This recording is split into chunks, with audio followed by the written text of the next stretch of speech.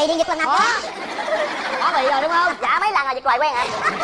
Gặp cô gái kia hợp ý thì bạn có tiến tới xa hơn nữa không? dạ em hốt luôn anh. Hốt cái gì? Gái ta hốt cái gì? dạ ý đó là được em đưa nàng về Vinh luôn á. Dạ, bằng lòng đi em, anh về quê với má lên liền. Ngày mai đám cưới rước dâu bằng xe ba bánh, ba má ngồi sau tùng xe còn cô dâu chú rể ngồi sau về nè. Bằng lòng đi em, ngày sau tháng sau năm sau mình cưới nhau liền. Đổ mồi hột lên rồi đó. Bạn ngồi đó nha, bình tĩnh nha. Tôi làm chương trình bạn muốn hẹn hò lâu lắm rồi, ca này đầu tiên tôi gặp phải đó. Hai, hồi chị thương quá à, cái Tường gì đâu á. Chị thấy anh bên đó đi về rồi, cất rồi đó. Dạ đồ lãng mạn em có chị Cát Tường ơi. Thấy em nặng nhắc đó, em ngồi yên đi. Xin chào Quyền Linh. Ơi, xin chào. Good afternoon, xin chào các bạn khán giả một buổi chiều thật vui vẻ. Trời. Vậy? Rồi vô luôn. Ngồi xuống luôn. Ngon. Khoan em đợi một chút, bây giờ kêu bạn nữ em ra đã nha. Dạ, em tên là Trương Quân Bảo. Rồi, chờ chút xíu nha Bảo. Yes. Mời bạn nữ của chúng ta bước ra phía trước.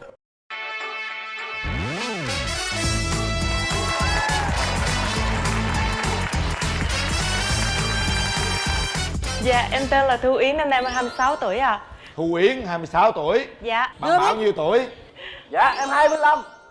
Bạn làm nghề gì? Nhỏ hơn ta 1 tuổi mà la dữ quá. Dạ, công việc em hiện tại là em học là kỹ sư điện. Bước vào công ty thứ nhất thì em đi làm đấu nấu nước. Và sau đó là em chuyển là công việc cuối cùng em đó là chốt lại là nhân viên văn phòng. Ủa bà có bị điện giật lần nào chưa? Có bị rồi đúng không? Dạ mấy lần rồi giật hoài quen hả?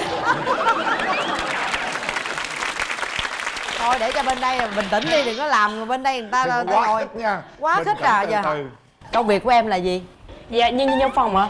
Công ty của em là chuyên sản xuất giày. Wow, mang giày đẹp quá. Ưu điểm của bạn là gì? Dạ, ưu điểm của em là có nụ cười tươi. Quá tươi. Em là người vui vẻ. Vui thiệt không? Vui thiệt anh. Còn gì nữa? Dạ, ưu điểm của em là em hiền lành nhưng mà em bùng nổ. Giống chứ bom vậy đó chị. Bình thường đừng có đụng thì thôi, đụng vô là nó bùm bùm vậy nè. Trời ơi. Rồi vậy khuyết điểm của bạn là gì? Khuyết điểm của em thì nhiều lắm. Em thì em không biết cạp xe nè. Không biết cái gì? Chị xe, tức là xe, tất cả các loại xe liên quan đến xe. Vậy chứ em đi làm đi bằng gì? Dạ, em đi bộ. Đi bộ. Dạ, Rồi gì nữa? Khuyết điểm gì nữa? nấu ăn được nhưng mà ăn hơi bị khó khăn. Khó khăn là sao bạn? Tức là chị biết bình thường mình nấu bị khét á, mình phải bóc mấy cái chỗ khét đen ra đó mình mới ăn được. Không ổn. Sao em? Ổn không Bảo? Dạ em thấy không ổn mà chị Cát Tường ơi. Vậy thôi cho về nha. Em Mà đi thấy thích á. rồi đó. Thích rồi. Ủa? Không ổn mà thích. Không ổn thích thì sao? Tại em thích cái ưu điểm rồi đó. Đi bộ. Đó giờ bạn yêu mấy người rồi? Dạ tính yêu nhiều lắm nhưng mà anh mà chưa thương ai hết trơn. Ủa sao vậy? Nên là đa số là đụng vô là qua có chủ. Là hỏi em có người yêu chưa? Dạ em có chủ. Anh ơi thấy đeo nhẫn cho bá lên rồi xong. Hết ngon. Rồi bạn không thích cái điểm nào ở người đàn ông? Em không thích con trai răng khểnh. Răng hô được không? Hên quá mình hô không có cỡ. Rồi sao tôi nói trúng vậy? Răng hô được không? Hôn không có đủ, Sao không được? nó bị cứng hàm răng. Mắc mới gì đâu cứng hàm răng. Ôi vậy giờ khi mà hung tháo hàm răng là cất bạn chịu không? Không còn răng nữa sao mà ăn đồ chị? Thì ăn gắn răng vô còn hung tháo răng Như ra. là răng vẽ. Khỏi đụng răng. Răng hô bạn cũng không chịu mà không có răng bạn cũng không chịu rồi muốn làm sao? Rồi thôi răng vẽ cũng được. Hồi đó giờ bạn có bao nhiêu mối tình rồi? Dạ chưa có mối tình nào ạ. Cái gì? Xạo. Đó người ta trả lời ta nói xạo luôn rồi kìa. Anh cũng xạo. Rồi vậy là chưa có nắm tay chưa có hung hít gì hết. Dạ. Lý do tại sao mình chưa có được mối tình nào?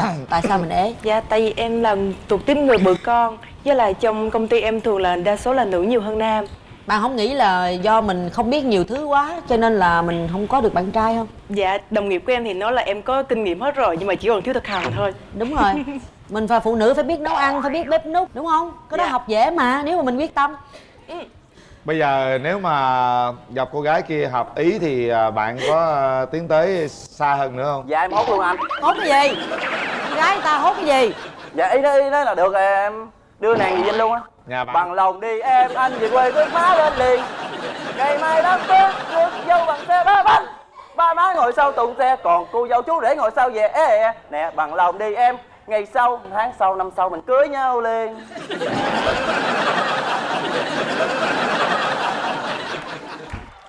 Đổ mồi hột lên rồi đó. Bạn ngồi đó nha, bình tĩnh nha. Tôi làm chương trình Bạn Muốn Hẹn Hò lâu lắm rồi, ca này đầu tiên tôi gặp phải đó. Chào anh. Trời, dễ thương quá. Cảm ơn anh. Bạn đang đi tìm một cái mẫu lý tưởng như thế nào? Dạ em cần một người con trai cao hơn em 1m75. Sao cao như vậy? Đúng rồi. Tại vì em cao mà. Rồi thấp hơn được không? Thấp hơn cỡ 1m7 là hết ga thôi. À Anh dạ. có 1m65 được mà em. Dạ không. Sao anh? Em có đủ tiêu chuẩn không anh? Đủ. Vậy em cảm ơn Quyền Linh. Hai. Ồ chị thương quá à. Cái cưng gì đâu á. Lanh quá. Giờ điện dư trong người nhiều lắm Dạ đúng đúng không? rồi, dư rồi chị. Chạy vòng trong người vậy phải không? Bạn có thấy ưu điểm của bạn là gì không? Thích chiều chuộng bạn gái. Thế thì bạn gái muốn đi đâu em này dẫn đi đó. Chỉ cần người đó đi với em này em có thể là xét duyệt vấn đề đó. Đó không? Có tiền không? Dạ tiền không có nhưng mà tình em có. Tiền không có lấy gì xét duyệt? Tao muốn đi shopping lấy gì xét duyệt? Shopping suy nghĩ lại. Quay qua hàm răng coi hô hay là gì không? Dạ bình thường chị đẹp không chị? Răng giả hay răng thiệt? Dạ đang thiệt. Đúng rồi, răng giả đâu có sâu vậy. Em có cái hình dung ra cái mẫu người lý tưởng của mình là như thế nào không? Có giống như mấy diễn viên Hàn Quốc vậy á chị. Phải cao, phải đẹp trai, phải ga lăng, phải lãng mạn. Chị thấy cái anh bên đó đi về rồi, bớt quớt rồi đó. Đó, đồ lãng mạn là em có chị Cát Tường ơi. Chị thấy em lãng nhách á, em ngồi yên đi. Bạn gái mình hôm nay mình đi có ai theo ủng hộ mình không? Dạ có, đồng nghiệp của em à. Đồng nghiệp của em đâu? Dạ, bên dưới à. Chào bạn. Chào chị Cát Tường. Bạn làm chung với nhau được bao lâu rồi? Dạ làm chung được hơn 1 năm rồi đó chị. Hơn 1 năm rồi ha. Bạn thấy anh trai bên kia hợp với bạn gái của mình không? Em thấy ảnh có khiếu hài hước. Còn cái hợp hay không á là do quyết định của chị Yến. Bản thân em thấy được không? Cũng hơi bất thường. Trời ơi, ta nói bất thường mà không cười vô tai. Hôm nay bạn có ai đi theo bạn không thì tôi hỏi. Dạ có, anh trai. Rồi hỏi anh trai. Anh trai bạn đâu? Chào chị Cát Tường và anh Quyền Linh ạ. Chào anh. Em tên là Minh Tú. Thấy cô bên kia sao xinh không Tú? Bảo ơi, anh thấy cô bên đây rất là dễ thương. Mà em hãy bình tĩnh, đừng có quá khích. Hết sức bình tĩnh đừng manh động đúng không anh? Bây giờ tôi hỏi thật nghiêm túc nè. Đã đến lúc mình nghiêm túc để tìm người bạn đời chưa? Dạ có anh.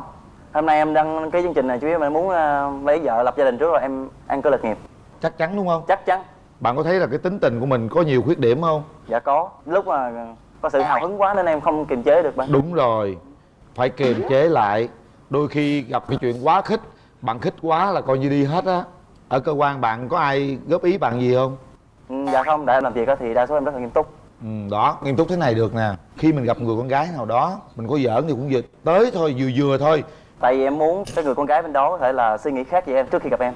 À vậy à? Thường là những người con gái ta hay nhìn bề ngoài hơn. Bây giờ nhìn bề ngoài hay giọng nói hay là bất kỳ một quan điểm gì đó bên ngoài của người con trai. Nhưng mà em sẽ làm đánh lạc hướng vấn đề đó, xong rồi em mới vô vấn đề. Bạn đánh cái kiểu này tôi thấy lạc luôn chứ. Nãy giờ ảnh xuống rồi đó. Em thấy vậy được cái gì? Bạn thấy hợp lý không? Hồi nãy giờ tôi biết là bạn thấy hơi quảng trong người đúng không? Dạ. Bây giờ thấy ổn rồi ha. Dạ. Rồi, chúng ta kéo màn lên. Bình tĩnh nha. Mẫu người lý tưởng của bạn như thế nào? Em thích là không đẹp quá, chỉ đẹp như chị Cát Tường là được. Cảm Rồi. ơn bạn. Good morning. Goodbye. Bắt đầu. Chào em. Chào anh. Em dễ thương quá. Dạ cảm ơn anh. Nhà em ở đâu?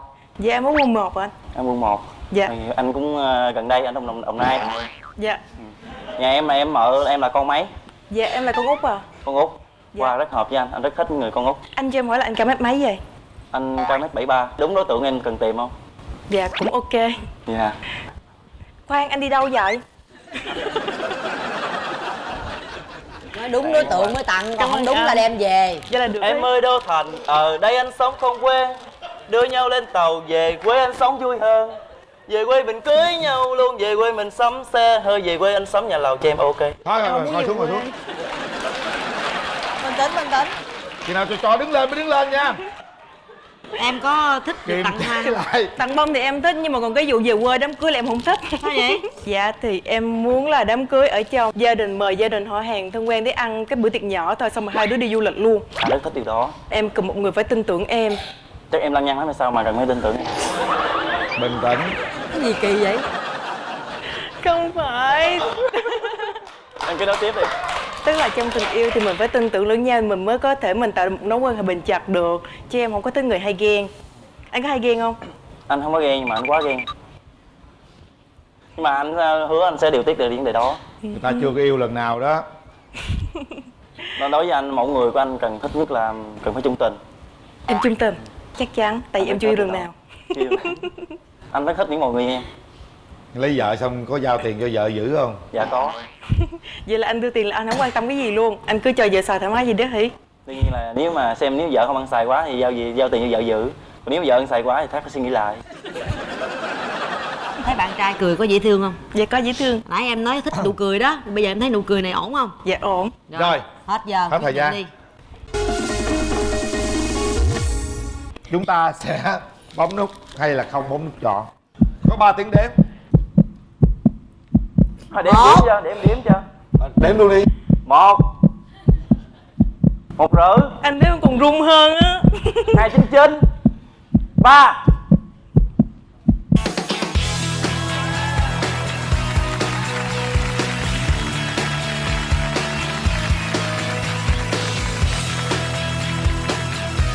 Một kết quả bất ngờ vô cùng tận. Nắm tay nhau một cái đi. Đó, nắm tay nhau một cái coi chạy. Gì vậy, dừng coi hả? Dừng cái gì?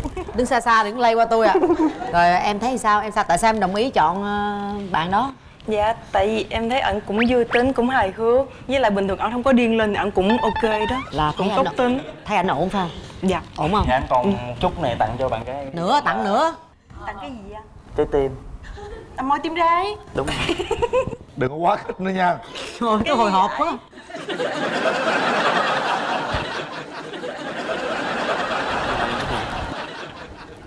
Do chính tay em làm.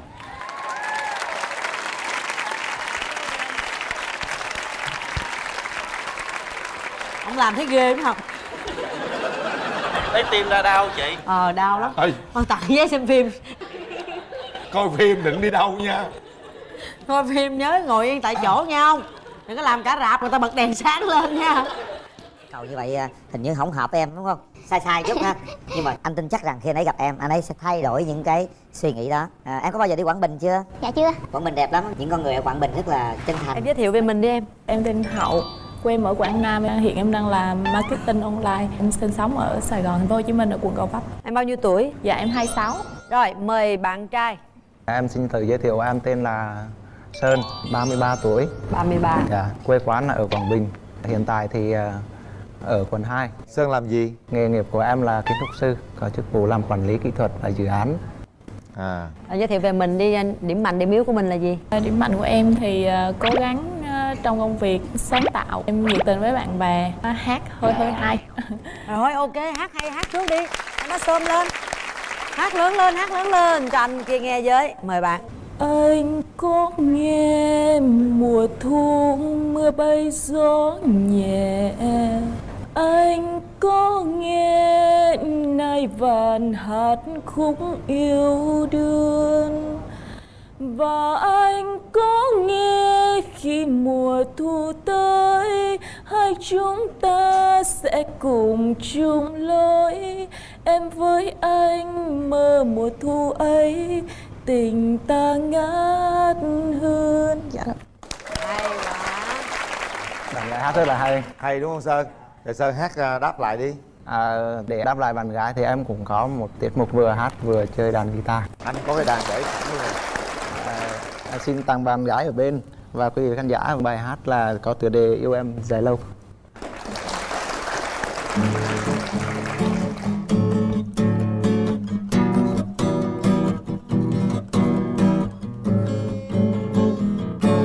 Mơ ôm em trong tay anh nghe ngọt ngào, cho bão tố về làm chiêm bao. Mơ yêu em thiết tha như yêu lần đầu, anh muốn yêu em dài lâu. Anh muốn yêu em dài lâu. Anh muốn yêu em đậm sâu.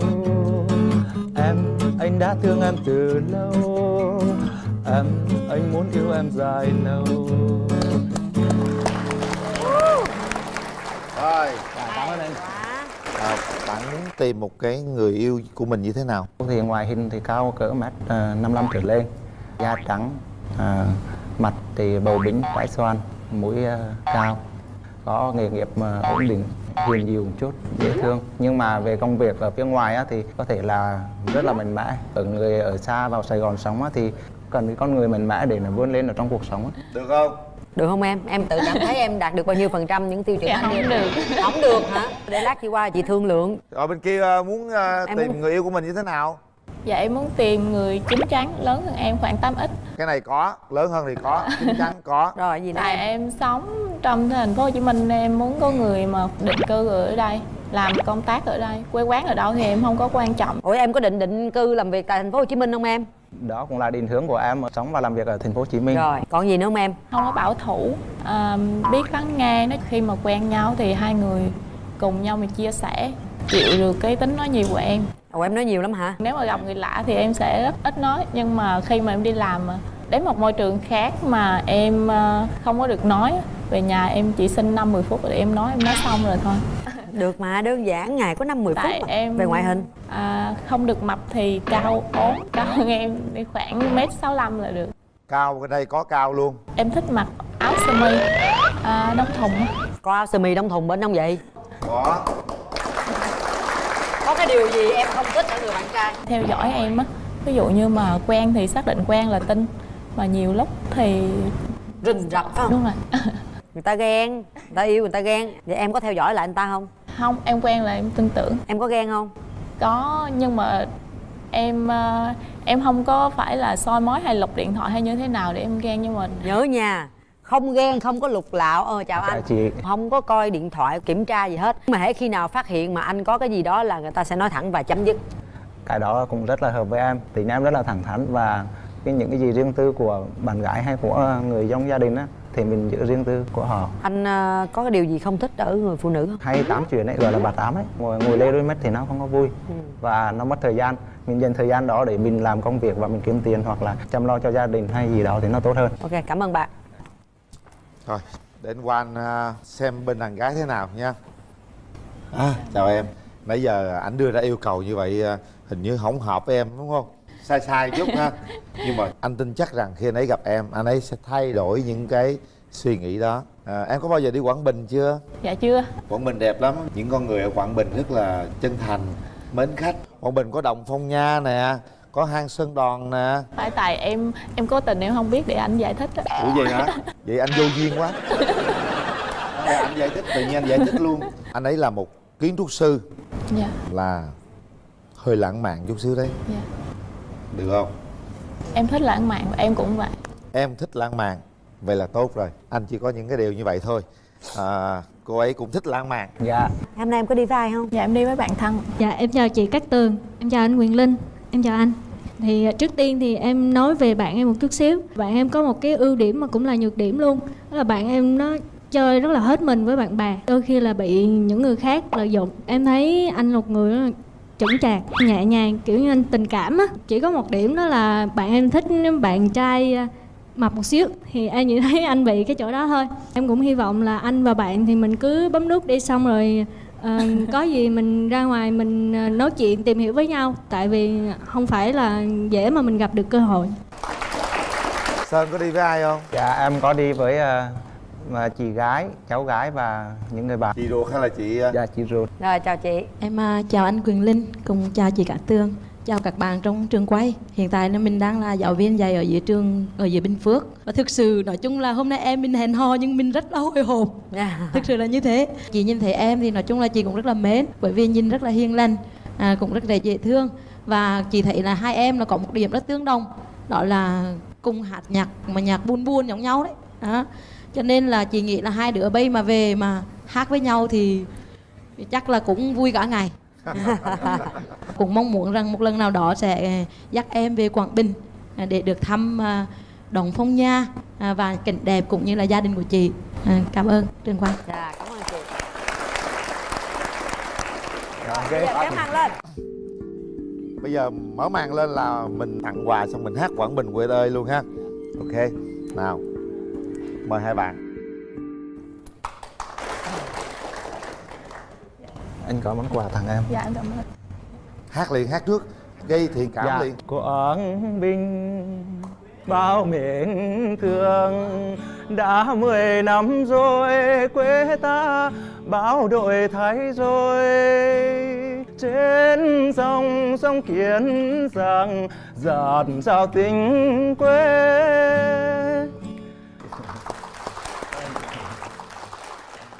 Anh có hay đi công tác không?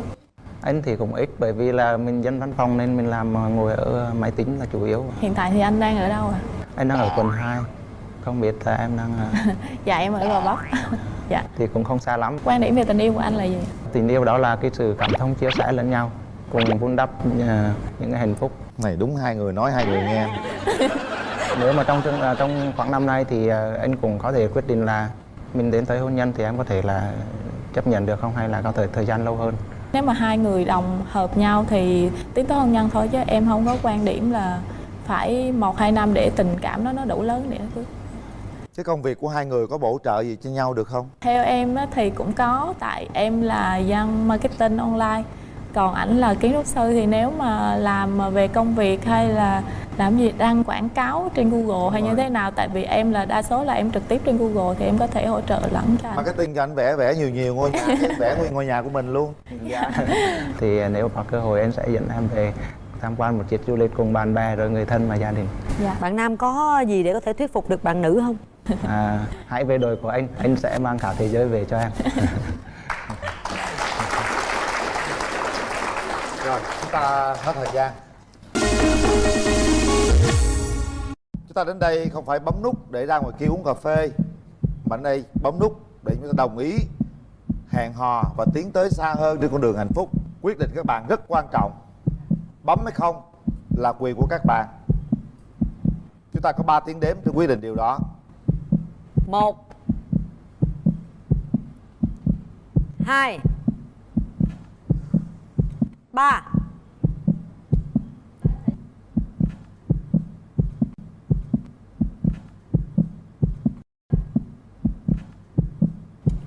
Hết thời gian.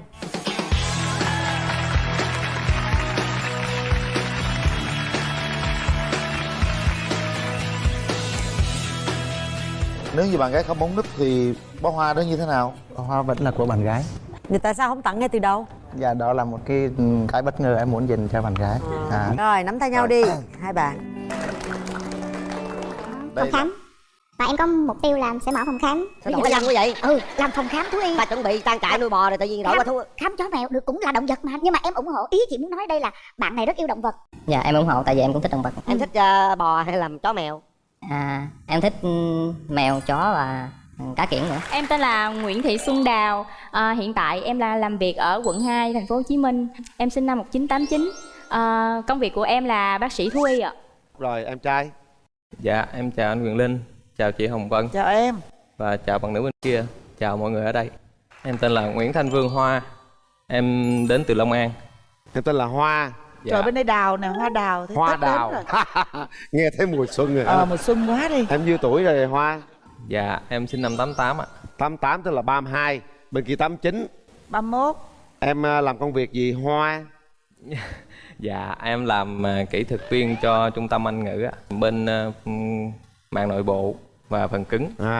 Ủa sao em có nghe nói gia đình tại sao đặt em tên là Hoa không? Hồi xưa ông nội và ba em rất là thích con gái, nên là khi mà có thai em á thì đã đặt tên trước. Đặt tên trước rồi hả? Nhưng mà không ngờ ra thì em là con trai. Nhưng mà theo cái tên của em thì Vương Hoa là vua của loài hoa. Rồi đàn gái cho đàn trai biết một chút về ưu điểm khuyết điểm đi.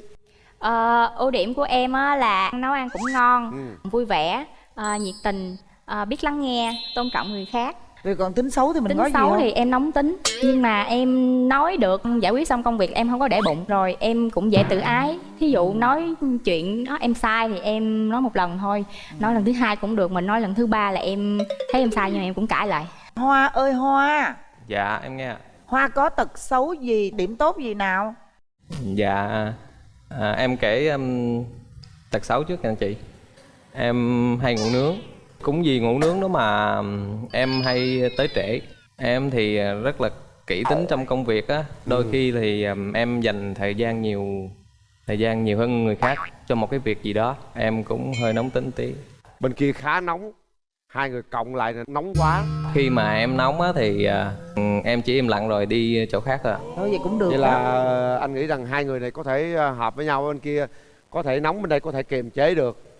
Rồi đường tình duyên bên đàn gái sao? Dạ em thì có 3 mối tình mà sâu đậm nhất của em cách đây 3 năm, cũng quen nhau 3 năm, cũng quyết định đến hôn nhân. Em với bạn đó có một cái kế hoạch là em sẽ đi Mỹ á để mà làm trang trại, xong rồi đem kỹ thuật về, hai đứa mở trang trại. Nhưng mà bạn đó trong một lần gia đình biết tuổi tác của em á, đi xem xong rồi nói không hợp, xong rồi ngăn cản. Dạ. Rồi ngăn cản rồi em buông luôn. Bạn đó im lặng trong vòng 3 tháng không gọi điện gì cho em hết. Xong rồi em cũng suy nghĩ, em nói là thôi khó xử quá thì em sẽ là người quyết định. Nói tóm lại là hai bạn buông nhau là Dạ. bởi vì thứ nhất là yêu xa, Dạ. thứ hai là vấn đề gia đình ngăn cản và bạn kia không vượt qua được. Dạ đúng rồi, bạn đó không có chính kiến, không có quyết đoán. Còn em ơi Hoa, em có quyết đoán không em? Dạ em là người khá quyết đoán ạ. Nếu mà em thích chuyện gì đó thì em sẽ làm cho bằng được. Em có mấy mối tình rồi? Chính thức thì em có 2 mối tình. Còn mối tình mà say nắng trúng gió thì cũng ít ạ. Hai mối tình đó kéo dài bao lâu? Mối tình đầu tiên của em thì năm lớp 12. Mối tình thứ hai thì khi em đi làm, lúc mà chơi game online thì em gặp bạn đó. Quen mấy năm? Dạ hơn 1 năm thôi. Hơn năm. Thôi mình sơ nét về một chút cái đường tình duyên của hai bạn để hiểu nhau nhiều hơn thôi. Bây giờ chúng ta đến với cái mối tình này, hy vọng rằng ta rút kinh nghiệm để ta bổ sung tốt, vun đắp mối tình này cho nó đẹp ha. Hoa ơi, em muốn cái điều gì ở bạn gái của mình? Bạn đó chỉ cần dịu dàng là được rồi chị. Gái Dịu ai dàng. không dịu dàng. Chào em. Dạ thưa chị. Hồi nãy á, ở bên nhà gái chị á, thì là bạn có tâm sự, tức là bạn đi qua bên Mỹ để bạn học, mở trang trại để mà bạn về bạn cùng làm với bạn trai của mình. Nhưng mà cái điều đó nó đã làm sao mà cách lòng, và bạn kia chắc cũng không cùng chí hướng. Thế ví dụ như bây giờ bạn vẫn còn những cái đeo đuổi đó thì em nghĩ sao? Ví dụ như mình mở trang trại ở đây được không? Dạ được. Nhà em quê ở đâu vậy? Dạ quê em ở Long An ạ. Ở Long An có đất chưa? Dạ nhà em có đất ạ. Huyện nào em? Dạ huyện Tân Trụ. Tân Trụ đất rộng lắm. Đó.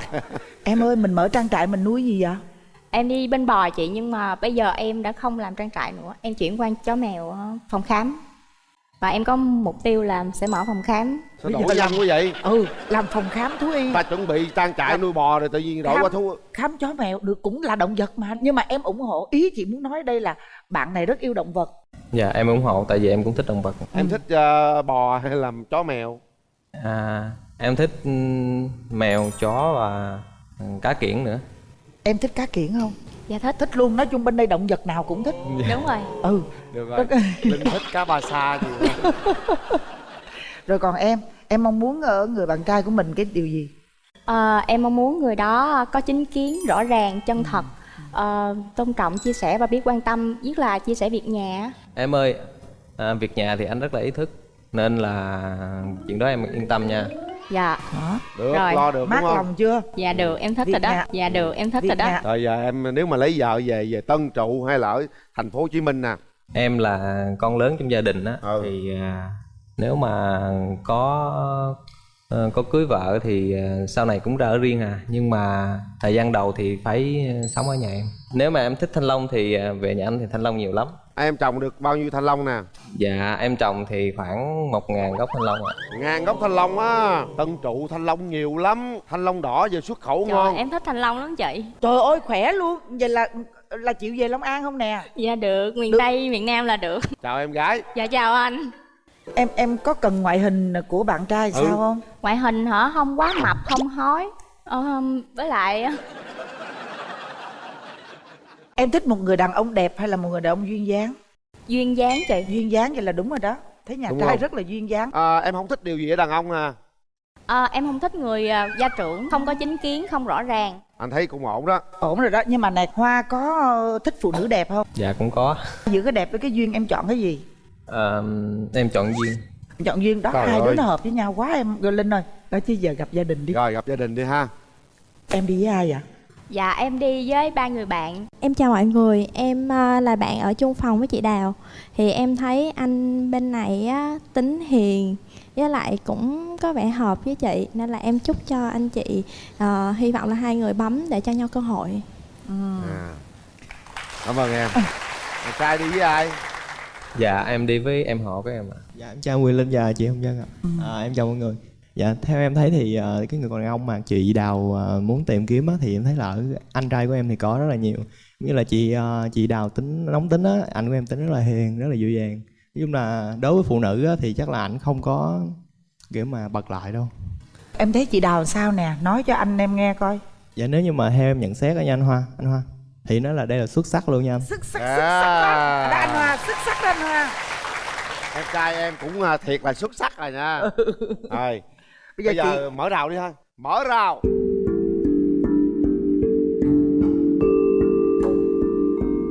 Hít hơi thật sâu vô, thở ra. Hít hơi sâu vô, thở ra. Tiến thẳng về phía trước, nhìn cười, tặng quà nhẹ nhàng, âu yếm, cười cái nè, cười cái nè. Bắt đầu. Chào anh. Anh có món quà tặng em. Dạ em cũng có món quà tặng anh. Cảm ơn anh. Quà của em là đặc sản vùng quê của em á. Bánh tét. Không phải anh, đường thốt nốt. Trời ơi. Dạ cảm ơn em. Đường thốt nốt mà không nhìn sao ra bánh tét. Hồi hộp quá vậy quá. Dạ chào anh ạ. Chào em. Dạ ấn tượng của anh đầu tiên về em là như thế nào ạ? Đầu tiên thì anh thấy em rất là dễ thương. Anh không biết diễn tả sao nhưng mà anh thấy cái nhìn đầu tiên rất là thích em. Giờ hiện tại là anh làm việc ở Long An luôn. Dạ. Dạ. Công việc của em là em làm phòng khám á anh. Thì cuối tuần là không có thời gian. Tại thầy khách á, thường có thời gian đi dẫn chó mèo vào cuối tuần. Nên em thường nghỉ trong tuần. Cuối tuần cũng khó mà lâu lâu mới nghỉ được. Dạ. Vậy thì chuyện đó thì anh có thể sắp xếp được. Có thời gian rảnh thì anh chạy lên. Còn cái công việc của anh có thể chuyển lên Sài Gòn hay là anh có thể chuyển qua cái tỉnh khác được không? Như về Long Xuyên, An Giang của em làm được không? Em lại muốn về Long Xuyên làm ăn hả? Em đang làm công việc ở Sài Gòn đang tốt mà. Tại vì không? khi mở phòng khám thì đi đâu mở cũng được á chị. Thì mở về Long An mở cũng được đó. Dạ. Về Long An cũng được. Vậy em có thể về Long An không? Dạ được. Nếu mà có cơ hội phát triển em sẽ về. Vậy anh có thể về Long Xuyên được không? Anh thì sẵn sàng về Long Xuyên. Anh chỉ cần có lý do thôi. Em anh chỉ cần có lý do đó. Bây giờ nói câu này nghe được nhất nè. Em hơi bị hồi hộp trước cô gái này đó. Dạ. Bây giờ tiến tới gần, hai đứa đứng lên nắm tay nhau, hát một bài nào đó rồi mình truyền cảm xúc cho nhau. Đúng rồi, tiến tới hai đứa nắm tay nhau. Đúng rồi, nắm hai tay luôn. Đó, nhìn thẳng. Đúng rồi. Vậy em hát luôn anh. Hát nhìn nhau mà hát nha. Một đoạn trong điệp khúc bài Vì yêu là nhớ. Vì yêu là nhớ, vì yêu là mơ. Một lần gặp gỡ đã thấy đắm say một đời. Nhiều năm phôi pha cũng chế xe. Nguyện cầu hạnh phúc mãi bên đôi ta. Tình yêu là thế, tình yêu là thế. Nhiều lần buồn bã đã khiến em nghi ngờ. Đừng vội yêu nhau vội đến rồi đi. Thế gian dành nhiều cho nhau. Thế nhưng chỉ mỗi anh thôi yêu anh. Em thấy anh hết run rồi. Anh cũng đã bớt run rồi. Dạ. Tới đây thì anh cũng có một bài để tặng em. Dạ. Qua cái lời bài hát thì anh cũng có một vài tâm sự ở trong đó. Anh đã đi hết 1/3 cuộc đời, mà sao trái tim vẫn còn một mình chơi vơi. Nhiều lần muốn đôi chân dừng lại nghỉ ngơi, do anh khó hay cuộc đời khó em ơi. Muốn kể cho em nghe bao nhiêu là điều mà không biết em sẽ hiểu lòng này bao nhiêu. Về ký ức và những câu chuyện tình yêu, nhưng nói chung là anh rất yêu em rất nhiều. Rồi, hay lắm. Đúng như tâm trạng luôn á trời ạ. Cái luồng điện từ Đào truyền qua Hoa đó. Thì em có cảm giác là rất là thân thuộc. Em muốn nói gì với Đào trong giây phút này? Anh thì ít nói nhưng mà anh sẽ cố gắng hết sức để thể hiện cái tình cảm đó. Ít nói nhưng mà phải thể hiện nha anh, chứ ít nói thể hiện nữa là em không có hiểu đâu. Anh ít nói nhưng mà anh sẽ hành động. Dạ. Được rồi, các bạn về vị trí. Chúng ta chuẩn bị tiến hành bấm nút.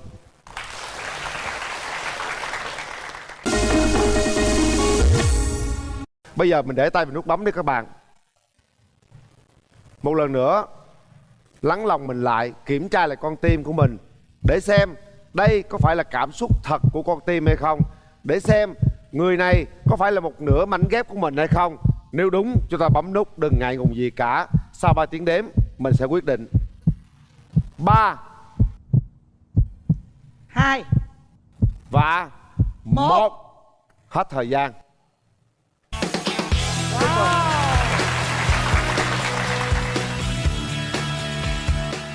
Đào vẫn đang suy nghĩ, vẫn còn một chút băn khoăn gì đúng không Đào hả?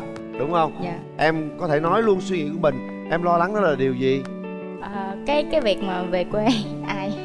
Đó, cái việc về quê ai đó. Thành ra mình cũng phải quyết liệt nha Hoa nha. Tình yêu đôi khi chúng ta phải cố gắng quyết liệt, quyết đoán và vun đắp cho nó. Hãy nắm tay nhau nào. Trước mắt chúng ta là ba mẹ, gia đình hai bên đang theo dõi. Hoa hứa gì với mọi người đi và xin phép bắt đầu từ bây giờ xin người lớn cho mình hẹn hò với nhau. Thưa hai bác, thưa ba mẹ, con và Đào đã bấm nút thì xin phép gia đình được cho hai con tìm hiểu nhau. Và bây giờ xin ông bạn Đào ạ. Đồng ý không cưng? Dạ em đồng ý rồi. Đó, vô liền vô. Anh Hùng vô.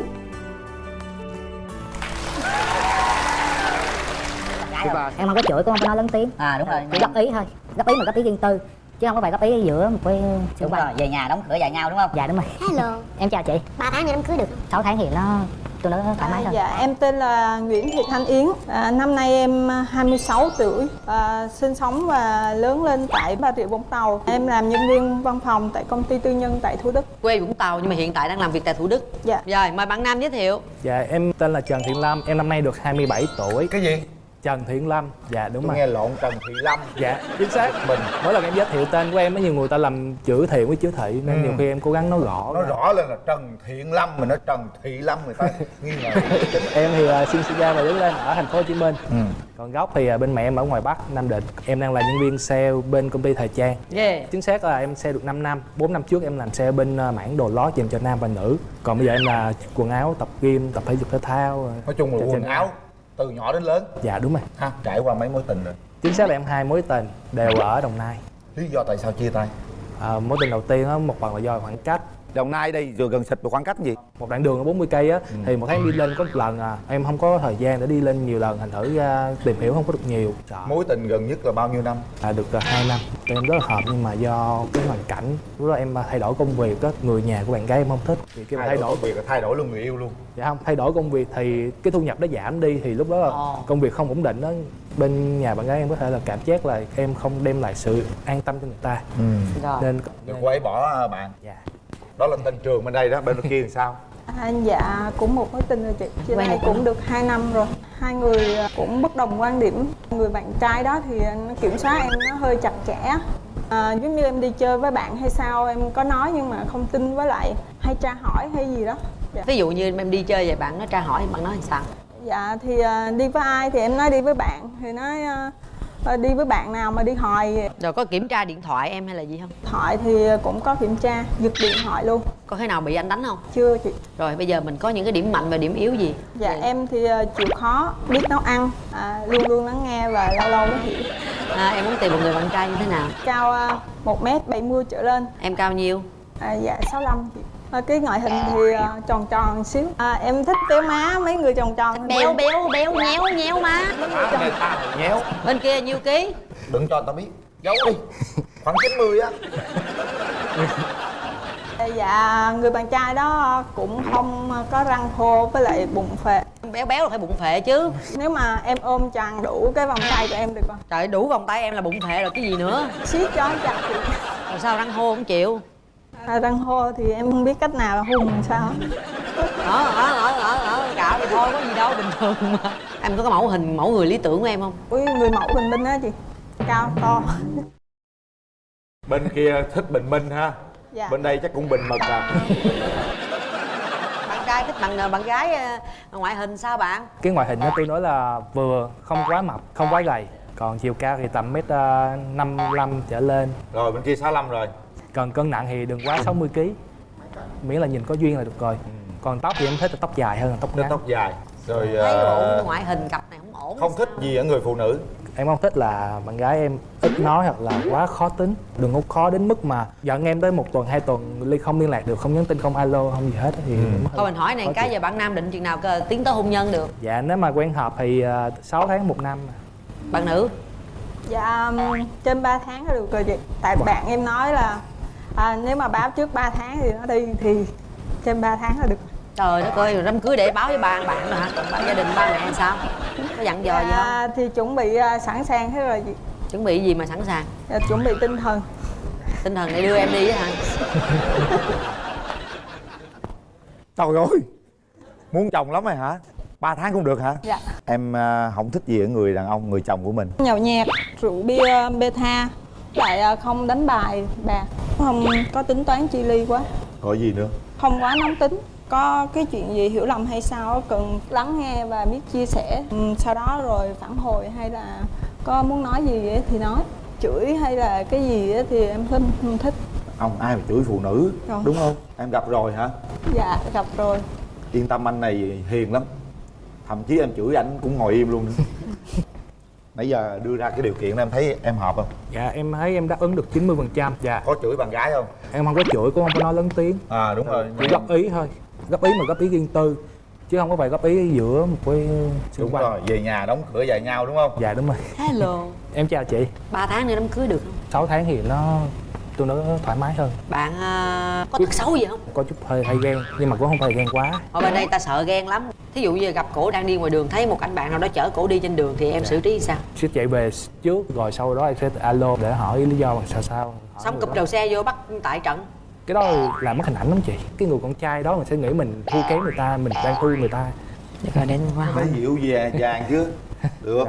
Bên kia á, là phụ nữ rất là dịu dàng. Tuy rằng tướng hơi to. Đó đâu con thôi gì mà tướng hơi to, nghe thấy ghê quá. Coi như hợp lắm. Em có đi với người nhà không? Dạ em đi với mẹ của em. Ồ. Chào cô. Coi như Lâm là con trai tôi mà kết với lại một người bạn gái vậy đó. Tôi thấy bạn gái thì nói chuyện cũng có dễ thương, có duyên. Thì tôi cũng cho hai đứa tự quyết định. Cô có mấy cháu? Dạ tôi có 2 cháu. Đây là lớn hả? Dạ Lâm là lớn nhất. Thằng em thì có vợ rồi 21. Em mà có vợ trước rồi hả? Dạ. Trời ơi. Có cần làm dâu không cô? Không thì tùy thôi, hai đứa ở chung càng tốt. Em nói chuyện vài câu với cô coi. Dạ chào cô. Dạ. Nếu mà được á, thì việc bổn phận mà người con dâu đối với người mẹ chồng á, phải biết kính trên nhường dưới, với lại cư xử phải phép. Con cũng không có ngại cái vấn đề làm dâu hay là cái gì hết. Mình bữa nay có đi với ai không? Dạ em đi với chị ruột của em với lại 3 người bạn. Dạ, em xin chào anh Quyền Linh và chào chị Cát Tường và chào khán giả trường quay ạ.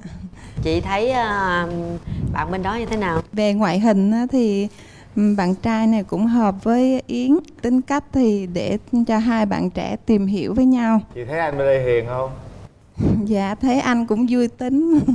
Hiền không thì mình chưa xác định, chưa biết được anh. Như vậy là chúng ta đã hỏi thăm người thân. Bây giờ quan trọng là hai bạn thôi. Kéo màn.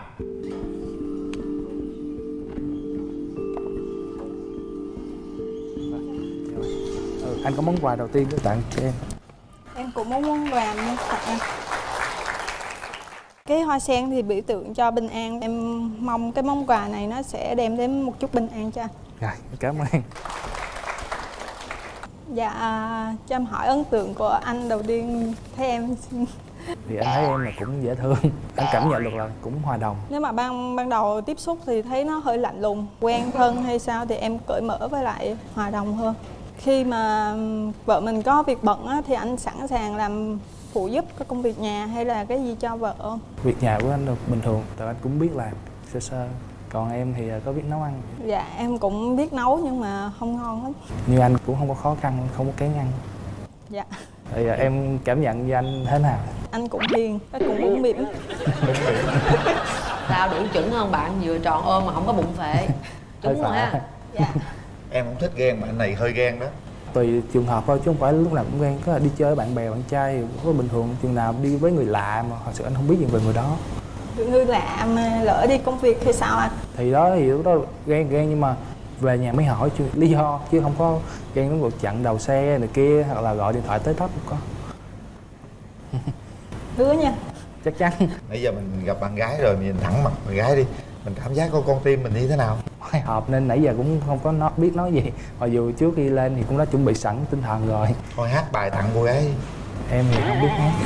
Chị cô gái tặng cho chịu không? Dạ, em tặng anh bài hát Ước Gì.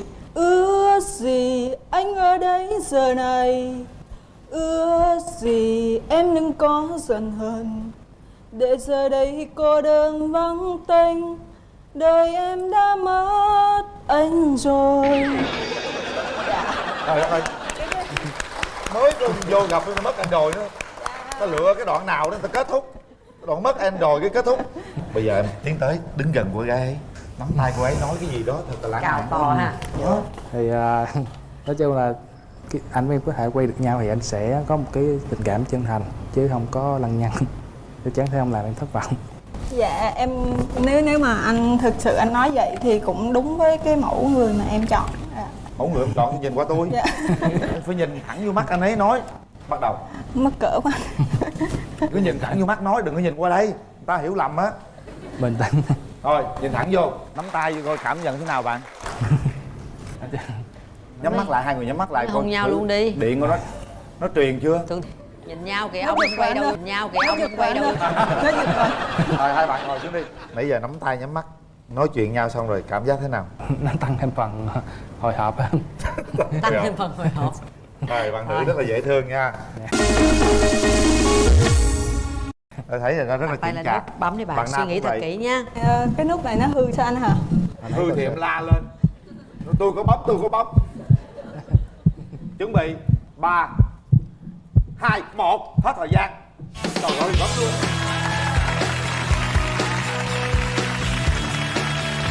Nào bây giờ chúng ta nắm tay nhau. Đây là... để ý em có qua có lại gì luôn. Dạ không. Vậy từ xưa đến giờ em có khi nào em thấy sao xuyến khi có một cái chàng trai nào hay là có rung động với một cái chàng trai nào chưa? Dạ chưa. Ủa sao ngộ vậy ta? Em nghĩ là có ai để ý em không?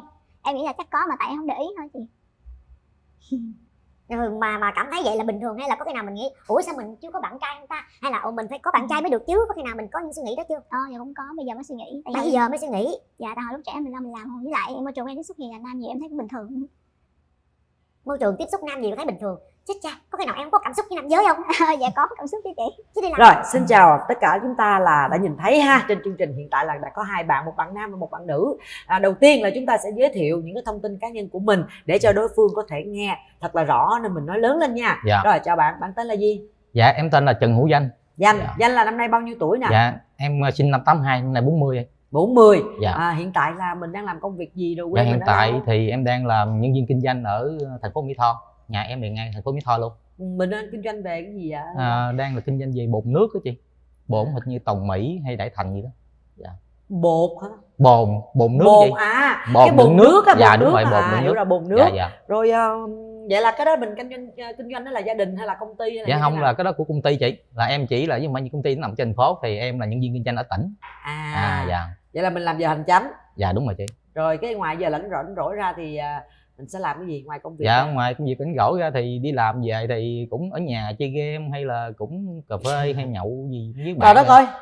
Lần đầu tiên tôi thấy có một chàng trai lên đầu tiên là kể tôi luôn chơi game rồi cà phê nhậu nữa. Dạ. Nhậu nhiều không? Dạ cũng ít rồi chị. Thì nhân viên kinh doanh mà chị, mà nói không biết nhậu thì ai tin. Mình cũng phải có giao tiếp với bạn bè hay đối tác này kia. Thích bạn này ha, dân miền Tây chất phát thật thà, có sao nói vậy người ơi ha. Rồi vậy điểm mạnh điểm yếu của mình là gì Danh ha? Dạ điểm mạnh của em thì cũng dạng như dễ hòa đồng này kia, cũng là hiền này kia, tiếp thu nhanh đó chị. Còn điểm yếu của em là nói chung là em không biết nấu ăn, thì cũng hơi dở về cái phần đó. Dạ. Không biết nấu ăn nhưng ai nấu thì mình sẽ ăn. Dạ. Còn ví dụ không ai nấu thì em ăn cơm tiệm. Ủa vậy hả? Dạ. Không biết nấu gì luôn hả? Không chị, cũng biết nấu mấy món lặt vặt chị, như mì gói trứng này kia thì vẫn biết làm. Dạ. Ủa vậy rồi cái đợt dịch vừa rồi ai nấu cho ăn?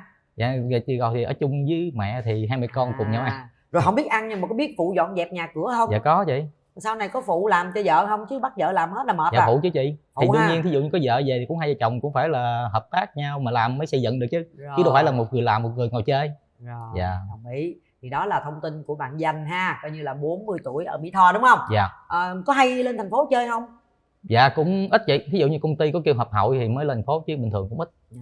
Rồi giờ có ngại yêu xa không? Thí dụ giờ bạn gái ở thành phố rồi mình có chịu không? Dạ được chị. Tại vì nói chung là tại không có cái lý do gì để mình lên thành phố thôi. Chứ cũng muốn lên thành phố thì từ Mỹ Tho lên thành phố cũng gần. Dạ. Rồi, đồng ý. Rồi, chào em gái, em tên là gì? Dạ em tên là Thanh Phương chị.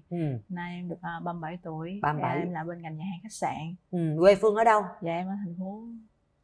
Em ở thành phố luôn chị. Ở thành phố luôn hả? Ở quận mấy? Dạ em ở quận Nhất.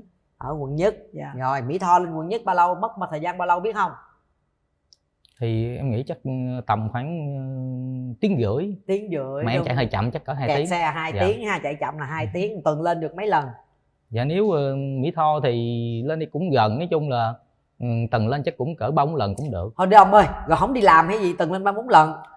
Thì dạng như làm phải 5 giờ vậy, cái lên đây tới 7 giờ cái mình chơi tới 9-10 giờ cái mình chạy dưới cái sáng mình đi làm. Thôi.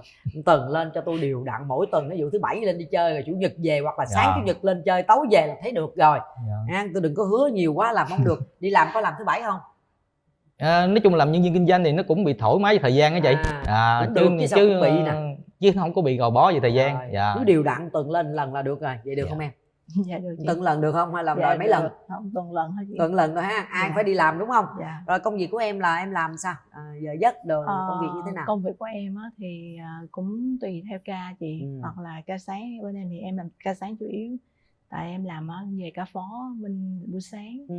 Cho nên là em sẽ có ca sáng nhiều hơn. Rồi. Dạ. Ngành của em thì tiếp xúc với nhiều khách nước ngoài này kia, khách trong nước ngoài, về món ăn phục vụ về món ăn Âu, Á này kia chị. Rồi điểm mạnh điểm yếu của mình là gì nào? Điểm mạnh của em á, thì em hoạt bát vui vẻ. Còn điểm yếu của em á, là em không biết chạy xe. Không biết gì? Không biết chạy xe. Không biết chạy xe. Rồi. Bình thường lúc thời gian rảnh rỗi thì mình sẽ làm gì? Em có thể phụ giúp gia đình, mẹ em dọn dẹp này kia, rồi em chăm bà em. Dạ. Là vẫn sống chung với ba mẹ ha? Dạ sống chung với ba mẹ, chứ có bà nữa. Có bà nữa? Dạ. Bà ngoại? Dạ bà ngoại. Bà ngoại năm nay được bao nhiêu tuổi rồi? Dạ 82. Hối chưa? Dạ hối dữ lắm không? Dạ hối. Dạ tuổi này mà có bà trong nhà nữa chắc là hối dữ lắm ha. Dạ. Rồi bây giờ chị, cái đó là những cái thông tin cá nhân thôi. Phương là 37 tuổi, là sinh năm nhiêu? Dạ 85. Sinh năm 85. Dạ. Thấy là trước mắt cơ bản là tuổi tác thì cũng tương đối là phù hợp với nhau, mà tính tình thì chưa biết làm sao, quan điểm tình yêu rồi chưa biết làm sao, nhưng mình sẽ tìm hiểu kỹ hơn ha. Dạ. Rồi về tình trường thì Phương trải qua mấy mối tình rồi nè? Dạ em chưa bao giờ. Chưa bao giờ? Dạ chưa. Rồi lý do tại sao em có khi nào nghĩ là tại sao mình chưa có mối tình nào không? Dạ không, tại vì nói chung là giờ giấc làm việc của em không có được ổn định. Hồi lúc trước em làm ở khách sạn á, đi theo ca này kia, rồi nói chung là đi làm về cũng hơi bị mệt á, về khuya nữa, cho thành ra cũng làm biếng kiếm. Làm biếng kiếm? Dạ. Rồi không lẽ rồi đó là mình làm biếng kiếm nhưng mà có ai kiếm mình không? Không lẽ môi trường đi làm đồ này kia rồi không ai để ý? Nhưng là nói chung là mình lo vô mình làm chứ mình cũng không có để ý nhiều gì. Bây giờ vô làm hết giờ đi về vậy thôi. Điều gì cũng có thời đi học rồi có thời sinh viên. Đi học lo đi học thôi chị, đi học ra đàng hoàng chứ để thôi, chứ không có bằng cấp đâu được chị. Rồi cũng không lẽ không trong lớp đồ không có ai để ý, không có ngó qua ngó lại gì luôn? Dạ không. Vậy từ xưa đến giờ em có khi nào em thấy sao xuyến khi có một cái chàng trai nào, hay là có rung động với một cái chàng trai nào chưa? Dạ chưa. Ủa sao ngộ vậy ta? Em nghĩ là có ai để ý em không? Em nghĩ là chắc có mà tại em không để ý thôi chị. Rồi mà cảm thấy vậy là bình thường, hay là có khi nào mình nghĩ ủa sao mình chưa có bạn trai không ta, hay là mình phải có bạn trai mới được chứ? Có khi nào mình có những suy nghĩ đó chưa? Giờ cũng có, bây giờ mới suy nghĩ. Bây giờ mới suy nghĩ? Dạ, tại hồi lúc trẻ mình lo mình làm không, với lại môi trường của em tiếp xúc thì là nam nhiều em thấy cũng bình thường. Môi trường tiếp xúc nam nhiều thấy bình thường? Chết cha, có khi nào em không có cảm xúc với nam giới không? Dạ có cảm xúc với chị. Chứ đi làm môi trường mà cũng nam nhiều mà chưa bao giờ rung động với một ai hết trơn hả? Dạ chưa. Có nắm tay bạn trai nào chưa? Dạ chưa. Trời ơi, con này lạ nha. Thí dụ có những người mà chưa có mối tình thì mình cũng gặp nhiều rồi, nhưng ít ra là chưa có mối tình chính thức, nhưng mà cũng phải có tình đơn phương. Nhiều khi nhút nhát quá là không dám để ý và dòm ngó anh nào. Chứ còn nếu mà 30 mấy tuổi mà chưa hề thích ai, cũng không ai thích mình, chưa nắm tay, chưa có gì hết, là chị mới gặp lần đầu tiên á. Dạ. Rồi bây giờ là quyết chí là lên chương trình là lấy chồng đúng không? Dạ đúng chị. Chắc chưa? Tìm hiểu trước không phải lấy. Muốn tìm hiểu khoảng bao lâu? Dạ 1 năm. 1 năm. Dạ. Là mà mình có cái điều có điều gì mà mình không thích không, hoặc là mình có đặt ra cái tiêu chuẩn yêu cầu như thế nào không? Dạ có chị. Rồi đâu em nói chị nghe coi. Bạn nam đó là phải có công ăn việc làm ổn định, với lại phải biết chia sẻ công việc nhà với em. Nói chung là cũng phải biết phụ giúp gia đình. Nếu mà ví dụ ba mẹ em có cần giúp đỡ gì trong nhà thì cũng có bạn đó giúp, với lại không gia trưởng, không có xăm mình, với lại không hút thuốc, không nhậu như chị. Không gia trưởng, không xăm mình, không hút thuốc, không nhậu không ha. Không tiền đông gạo đếm nha chị. Không tiền đông gạo đếm nữa ha. Trời ơi, nhiều dữ vậy. Có nghĩa là nói chung đàn ông phải thoải mái rộng chút xíu. Thoải mái rộng rãi chứ đừng có gọi là tính toán chi ly quá, em không thích. Dạ. Về ngoại hình thì có yêu cầu gì không? Ngoại hình phải cao trên 1m7. Em cao bao nhiêu? Em 58. 58, phải cao trên 1m7. Chết rồi, em cao bao nhiêu? Em có 1m62 à. Có 1m62 à? Tôi nhìn rồi tôi biết chưa có tới được 1m7 rồi. Rồi sao? Trời ơi, bà chưa có mối tình nào hết trơn, chưa bạn trai lần nào mà tiêu chuẩn nhiều quá. Mình giảm xuống xíu được không? Để coi tùy theo bạn trai coi tính tình như thế nào. Đó, chứ bây giờ vừa trao 1m7 mà vừa này vừa kia rồi còn vừa rộng rãi nữa, kiếm đâu có ra. Thì mình ví dụ như mình được trong đó một nửa là được rồi, còn mấy cái nào mà mình không quan trọng lắm mình có thể giảm nhẹ bớt xíu ha. Đồng ý không? Dạ đồng ý, chủ yếu là nhớ hàng tháng chuyển khoản cho em là được rồi chị. Hàng tháng chuyển khoản cho em là được rồi. Nhưng mà nếu như mà người chồng mà rộng rãi quá rồi rủi ra ngoài đường rồi. Rộng rãi với em thôi chị, chứ đừng rộng rãi ở ngoài quá thì cũng mệt đó chị. Rộng rãi với em thôi, chứ bạn bè rồi ai mượn tiền cũng cho ra đường bao bạn bao bè hết cũng mệt rồi nha. Mượn cũng phải có lý do đàng hoàng mới cho mượn.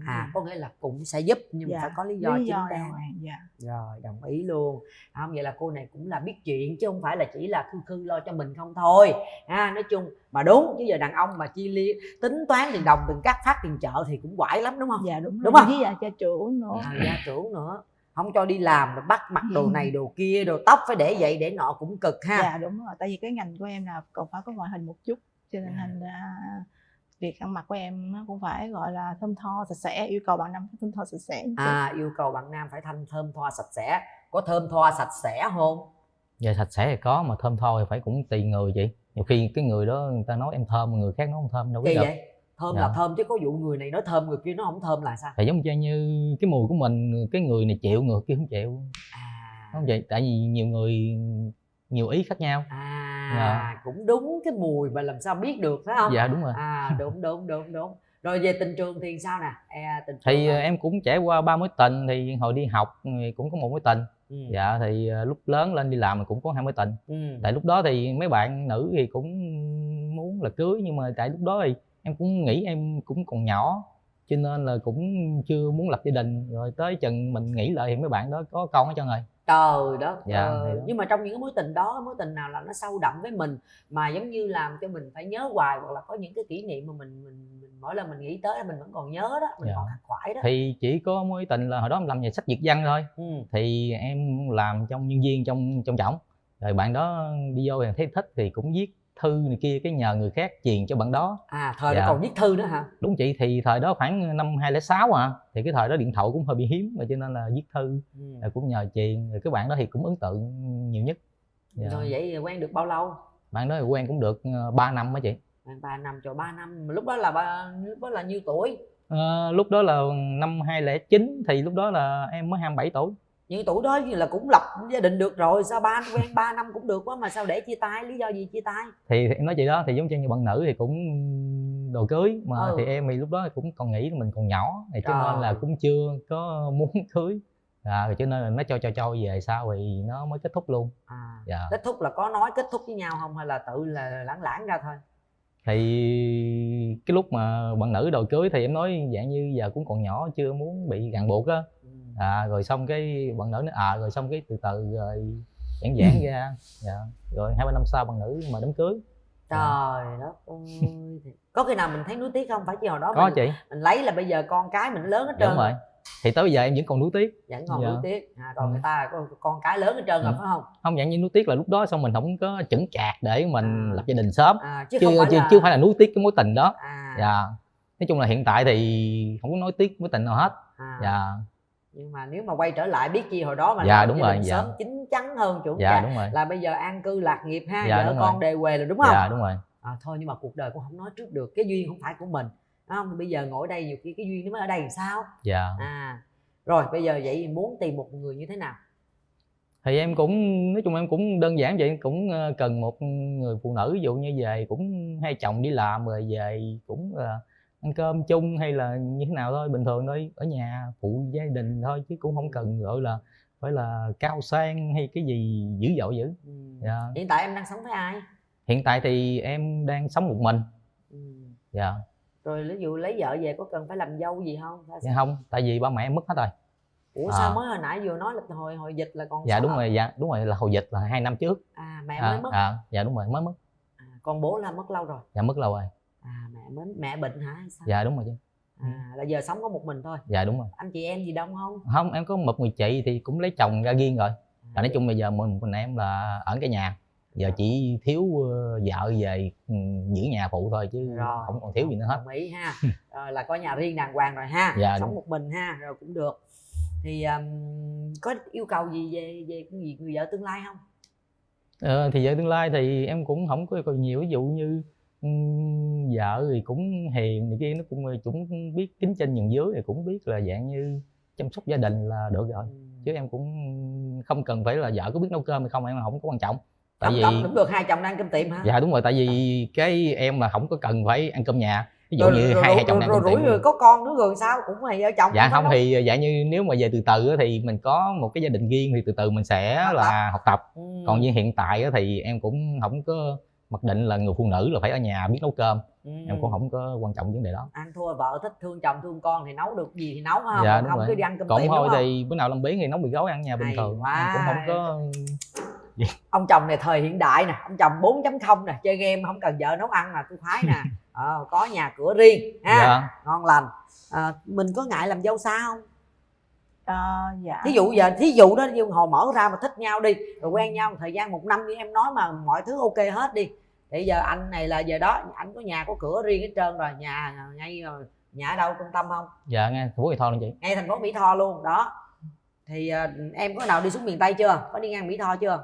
Dạ chưa, nhưng mà nói chung là em đi đủ miền Tây chưa thì chưa có đi thôi.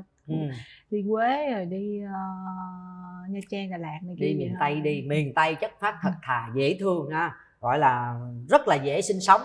Dạ. Sao có ngại đi làm dâu xa không? Không có làm dâu, có ngại đi theo chồng xa không? Nhưng để em suy nghĩ lại chị. Suy nghĩ gì nữa, còn không là ở với ba mẹ luôn à. Tuổi này mà còn suy nghĩ nữa, quan trọng đầy đủ những cái yêu cầu em đưa ra nè.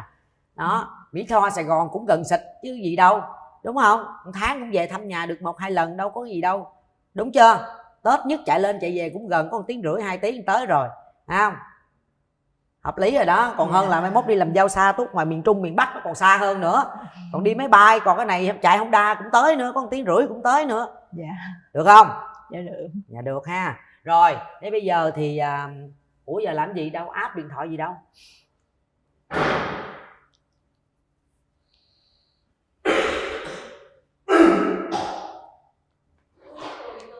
Đưa đây chị đưa qua.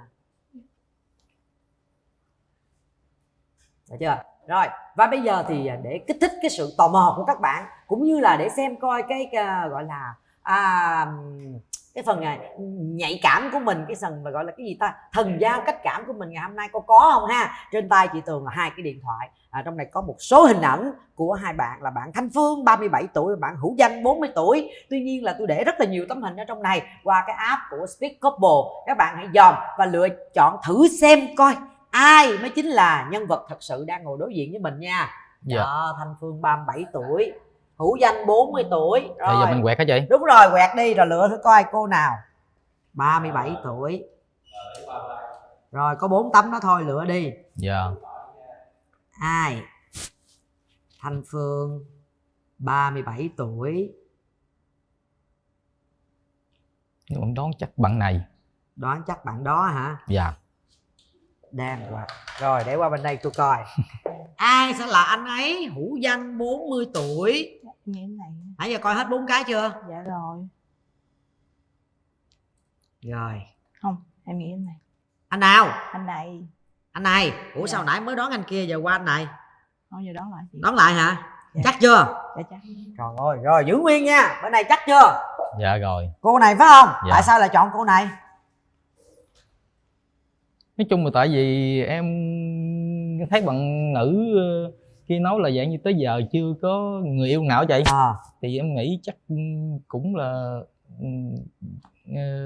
giống như chị như em cũng không biết nói làm sao, mà em nhìn thì em cảm nhận vậy. Là thích cô gái đeo mắt kiếng hả? Không, thì em cảm nhận vậy thôi chứ không phải thích. Cảm nhận thôi chứ không phải thích. Dạ. Rồi. Vậy thì bây giờ xin mời hai bạn hãy nhìn về phía cửa trái tim. Chúng ta đã lựa chọn hình qua cái app Speak Couple để xem đúng hay sai. Giữ đi, cầm điện thoại và mình sẽ so sánh xem đúng hay sai nha. Tên.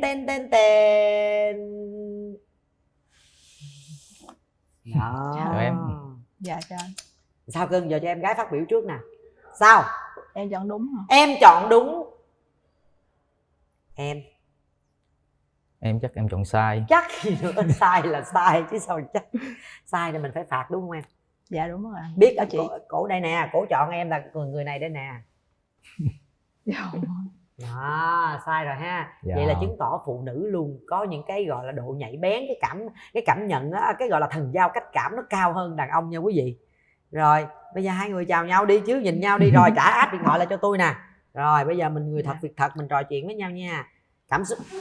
Tặng quà. Tặng quà cái này luôn hả chị?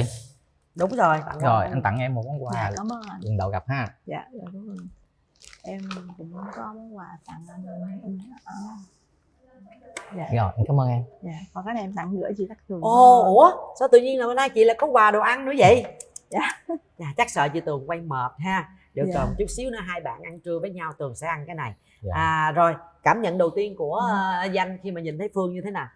Dạ thì cảm nhận thì thấy bạn nữ nhìn thấy cũng hiền. Dạ. Còn gì nữa? Cũng hiền, cũng dễ thương. Dạ. Thì cảm nhận của em là lần đầu như vậy thôi. Còn em sao? Hỡi người cô gái chưa bao giờ thích ai. Dạ, em thấy thì anh cũng hiền. Nhưng mà em có một cái yêu cầu là anh đừng chơi game. Với lại đừng có nói thẳng với ảnh đi anh ơi. Giờ thí dụ mai mốt mình mà có tìm hiểu có nhau, gia đình rồi thì hay là tìm hiểu gì đó thì đừng có chơi game. Tại vì mình lo, mình tập trung đi làm việc với lại em lo cho gia đình, chứ em không thích chơi game nhiều. Không, bây giờ như chơi game thì cũng hạn chế là không chơi được. Nhưng mà còn vấn đề mà nhậu á thì em nghĩ một người đàn ông mà không hút thuốc, không rượu chè, không cờ bạc, không gì chân, em thấy cái người đàn ông đó như thế nào? Không có anh, ba em không có nhậu, không nhạc, không hút thuốc, không gì. Xin lỗi. Không, thì tại vì công việc của anh là nhân viên kinh doanh đó em, thì đương nhiên cũng phải có giao tiếp bạn bè, sếp này kia, đối tác. Nhưng mà cũng phải có hạn chế chứ em. Đúng không rồi. thích nhiều. Thì dạng như mình cũng có hạn chế là uống cũng phải là biết đường về hay cầm chừng, chứ không phải là mình uống rồi mình ngủ bờ ngủ bụi này kia, thì cái đó thì anh không có. Với lại ví dụ bữa nào mà có đi đâu xa hay là đi tiếp khách gì đó là em cần yêu cầu anh là phải có một cái cuộc điện thoại về nói là anh đi tiếp khách hay là cái này kia, em không phải chờ, chứ em không thích chờ đợi. Đúng rồi, hợp lý, đặng cho ở nhà người ta cũng biết là người ta không có lo. Ví dụ như nói bữa nay anh đi với sếp là khoảng chừng 9 giờ 10 giờ anh về, chứ bây giờ mình cứ im lặng mà mình đi thì người ta cũng không biết mình đang đi đâu, rồi ở nhà người ta lo lắng thì đủ thứ chuyện. Nha, phần nữa là không có gia trưởng. Thì nãy anh chia sẻ đó là nếu mà anh gia trưởng là anh bắt vợ anh phải nhà nấu cơm chờ anh về. Còn anh vô tư, thí dụ như em đi làm nói bữa nay em làm em ăn cơm tiệm rồi thì ở nhà anh kiếm gì ăn đi, thì anh tự đi kiếm ăn, hoặc anh nấu mì anh tự ăn thôi chứ không gì. Mỗi khoản nhà mỗi tháng chuyển khoản cho em được rồi. Cô này nói gì nói cũng không quên câu nhớ nhà anh mỗi tháng chuyển khoản cho em là được rồi. Dễ thương hết sức. Được không? Thì dạng như là chuyển khoản thì giống như ví dụ như lương thì cũng đưa cho em giữ, là mình như để chi tiêu cuộc sống trong gia đình thì anh cũng phải là giữ là cái gì đó để mà anh đi cũng giao tiếp với lại khách hàng. Em hay là là yêu cầu mình cũng phải có một cái quỹ chung, ví dụ nữa sau này có gia đình có vấn đề gì xảy ra hoặc là con cái bệnh thì mình cũng phải có một cái quỹ chung, thì cái phần quỹ chung đó là cũng của hai vợ chồng luôn. Đúng rồi, thì chứ có không đâu phải là hàng tháng anh đưa đúng lương đó là đưa đúng lương đó thôi, chứ anh không có thêm một cái gì đó gọi là để vào quỹ chung cho gia đình. Cái đó là do cái này là anh thua người phụ nữ chứ không phải người đàn ông. Đó thì đó em nói là chung luôn đó, là mình phải là người ta nói có người ta làm có nhiêu lương người ta đưa cho vợ giữ hết rồi, còn chung riêng gì nữa. Quan trọng là cái người phụ nữ đó là cái tay hòm chìa khóa có biết giữ gìn hay không. Thí dụ giờ anh làm lương ảnh là có 10 phần thì giờ theo em thì em sẽ đưa vợ giữ mấy phần, em giữ lại mấy phần để chi tiêu, gọi là xăng cộ đi lại để mà giao tiếp là mấy phần. Thì thí dụ như em nói là giống như là hai chồng phải có quỹ chung đó, thì ví dụ như anh làm 10 phần thì em sẽ đưa cho em là 7 phần. Thì em vừa chi tiêu trong gia Là đình, em em phải vừa tự để tính dành, chứ. Đúng rồi. đúng không? Thì 3 phần đó để dành anh đổ xăng, chứ Đúng lẽ rồi. giờ mỗi lần đi chơi cái thì có mấy cái phim đó em ơi cho anh tiền đi nhậu với bạn Đúng này kia rồi, không. bạn này nói đúng nè, còn em Anh là thì chưa không, đúng đó. anh thì không gia trưởng, nhưng mà mấy cái đó thì cũng phải rõ ràng chứ không có vụ xinh. Ví dụ như em muốn ăn cái gì hay gì em đi làm với ăn thì khỏi nấu cơm ở nhà anh cũng tự ăn được bình thường thôi chứ không gì. Có nghĩa là ta làm lương 10 phần, ta đưa em 7 phần, còn 3 phần là người ta xài riêng để cái nhu cầu cá nhân. Thì cái 7 phần đó rồi cộng với cái lương của em gì đó bao nhiêu đó người ta không cần quan tâm. Cái chuyện của vợ người ta chỉ cần biết thôi, người ta không cần vợ đưa. Nhưng mà em là người giữ hết tất cả số tiền đó thì em phải là cái người chi tiêu hết. Gạo, bếp, cơm, nước, con cái, điện đóm trong gia đình, tiền học, tiền hành cho con. Quỹ dự phòng cũng là em quản lý. Con cái hồi đụng đau ốm bệnh hoạn gì là em phải có cái tiền em đưa ra. Chứ không phải đưa em 7 phần cái em xài xả láng hết cái lúc nhà con cháu bệnh hoạn rồi em không có, cái đó là lỗi của em. Còn khi người chồng ta đã đưa hết tiền cho mình rồi là mình quản lý, là mình phải chịu trách nhiệm. Đúng chưa? Thì trong cái 7 phần đó giao cho em là cộng với lương bổng của em là em giữ một cục đó, thì em phải biết phân chia trong cái số đó. Ví dụ như 30% là cho ăn uống sinh hoạt hàng ngày của hai vợ chồng, đúng không? 20% là tiền á là đóng tiền học, tiền hành lo cho con cái, thí dụ vậy. Rồi tiền nhà cửa bây giờ không cần thuê rồi. Rồi còn lại bao nhiêu? Còn lại 30% phải là cái quỹ dự phòng. Đụng đau ốm bệnh hoạn gia đình hai bên, Tết nhất lì xì con cháu nội ngoại, thí dụ vậy, là cái đó em phải quản lý. Đúng chưa? Chừng nào mà người chồng mà người ta cái gì ta cũng chi tiền đồng tiền cắt á, thì lúc đó em mới yêu cầu người ta phải góp vô cái quỹ dự phòng. Còn cái này ta lương ta làm ta đưa em hết rồi. Đúng chưa? Được chưa? Được. Trời ơi, chưa gì trơn là bà làm ra một list dài. Nhưng mà tôi thích hai người này là tại vì ai cũng rất là thẳng thắn, thoải mái. Bây giờ khui quà thử coi, khui quà. Dạ. Khui quà hả chị? Khui quà. Dạ. Cái bánh giống chị Cát Tường luôn. Khác Có khác không? Khác á, tại sao khác vậy em? Bánh nó khác nhau chỗ nào? Lấy ra. Bánh khác nhau, cái màu giống nhau thôi. Của chị có trái dâu, của em thì không có trái dâu. Khác vị. Khác vị. Rồi bên đây là cái gì? Hộp gói bự dữ vậy? Dạ. Tại em gói trọng con bò hả chị? Con bò luôn hả? Dạ.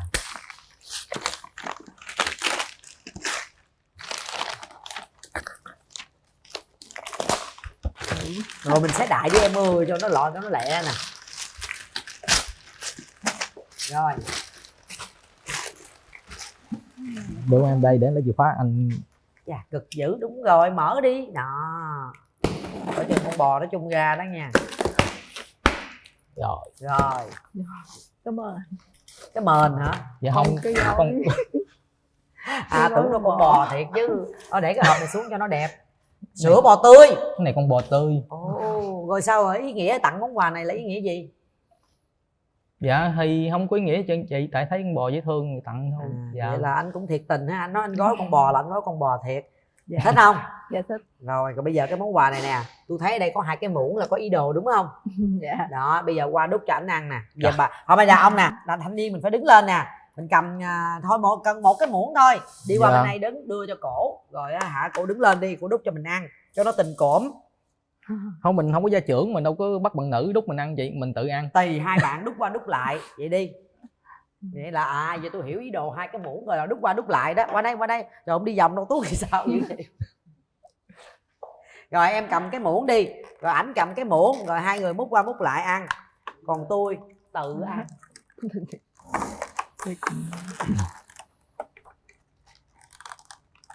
Dễ thương ha, cặp này tôi thấy được á. 37-40 cũng hợp. Sài Gòn Mỹ Tho cũng hợp. Nhớ ra bạn gái chưa có nắm tay đàn ông bao giờ luôn đó.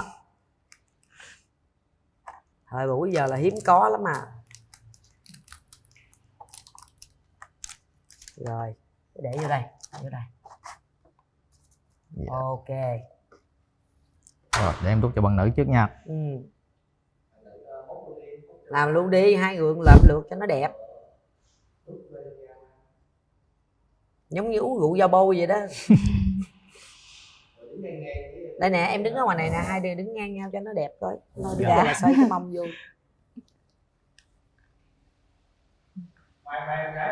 Đứng ở đây nè em. Đứng xích ra, đúng rồi. Rồi, cảm ơn nha. Ngon không? Dạ ngon. Ngon. Đó tôi thấy đây nè, tôi thấy cũng vừa nè, đứng sát sát vô dòm chiều cao rồi cũng hợp lý quá nè. Không, tính ôm bò nó vừa đúng luôn hả chị? Ôm bò nó đúng luôn hả? Rồi, rất là dễ thương. Thôi bây giờ giày rồi, về đây nè, đi vòng đây nè, không đi đâu mà xa quá. Được rồi, bây giờ thì vẫn có rồi. Bây giờ thì chị Tường sẽ né ra ngoài một chút xíu ha, cho hai bạn cùng thưởng thức một buổi ăn trưa mà chương trình đã dành tặng sẵn cho hai bạn, để mình có thời gian trò chuyện với nhau kỹ hơn một xíu ha. Chị Tường ngồi đây làm kỳ đà cản mũi, thì tôi ra ngoài tôi ăn bánh nha. Trò chuyện rồi có cái gì thắc mắc đó, hai bạn đều là những người rất là thẳng tính, mình nói nhau cho rõ vài phút, rồi cái nhà riêng tư một xíu rồi chị Tường sẽ quay lại, được không? Dạ. Rồi, mời hai bạn thưởng thức buổi ăn trưa của chương trình. Dạ, cảm ơn chị Tường. Rồi. Anh làm sao thuyết phục được ba mẹ vợ khó tính? Thì anh sẽ dùng sự chân thành của anh để thuyết phục ba mẹ vợ. Chân thành của anh là sao? Là dạng như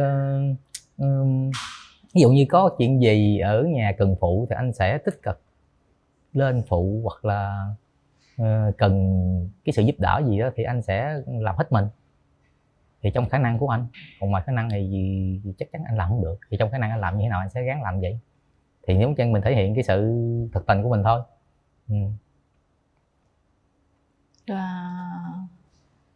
Nếu mà khi mà về dưới đó thì là nhà riêng của anh luôn hay sao? Nếu mà nhà riêng, nhưng mà nhà không được bự nha, chứ đừng nghĩ là nhà riêng là sẽ nhà sẽ là dữ dội, thì chỉ nhà cấp 4 bình thường thôi. Và anh đi vậy là anh làm ở dưới đó hay là anh làm trên này? Thì anh chỉ vòng vòng ở tỉnh Tiền Giang thôi. Ví dụ như bữa nay anh đi huyện này, ngày mai anh đi huyện khác, vòng vòng đó thì cũng sáng đi chiều về thôi. Sáng đi chiều về. Rồi có gì hỏi em?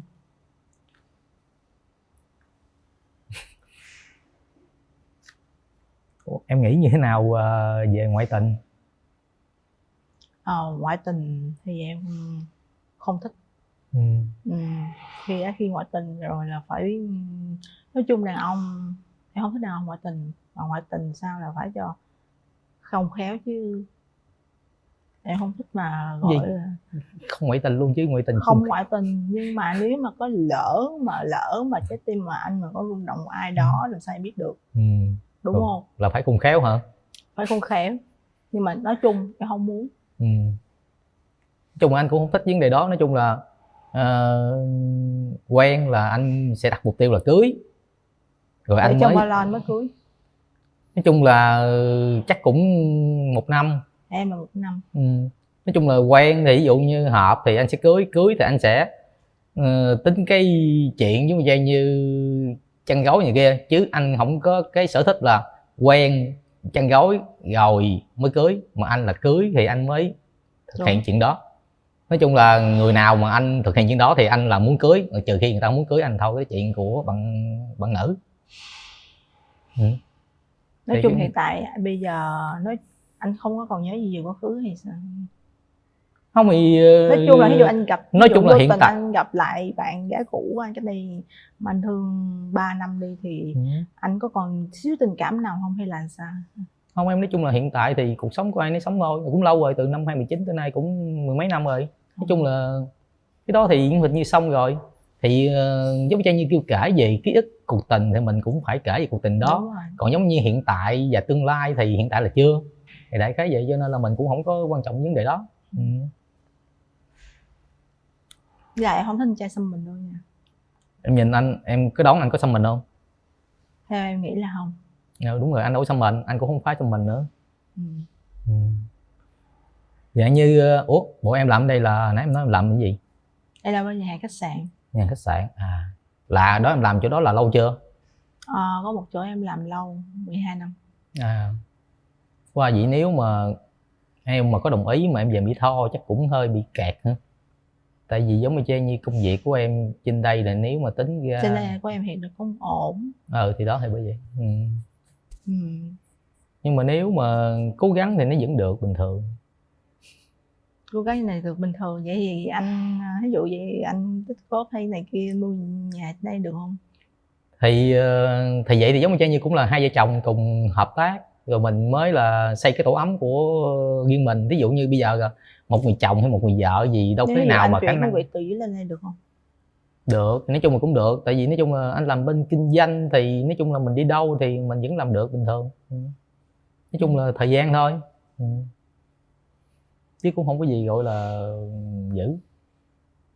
Thì giống như xây dựng nhà cửa hay gì thì cũng phải hai vợ chồng, chứ bây giờ đâu phải là một người chồng hay một người vợ gì có khả năng là sẽ xây được một cái nhà đầy đủ hết trơn rồi. Đúng không? Đúng không? Nhưng mà anh cũng phải cố gắng để làm việc này kia để mới tiền mua nhà trên đây. Thì ý nói là dạng như là hai vợ chồng, ví dụ như đã cưới nhau rồi thì hai vợ chồng sẽ cùng nhau cố gắng. Chứ giờ thí dụ như em nói là công việc của em trên đây cũng hơi ổn rồi.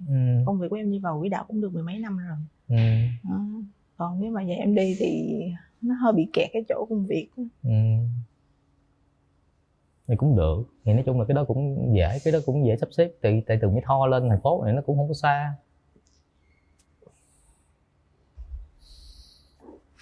Ủa nhà em là đông anh em không? Dạ em hai chị em. Hai chị em hả? Ủa em là chị hay em? Em là chị. Chị hả? Ủa là em có gia đình chưa? Em của em chưa. Gia đình, vậy cũng đang sống ở nhà chung với ba mẹ luôn.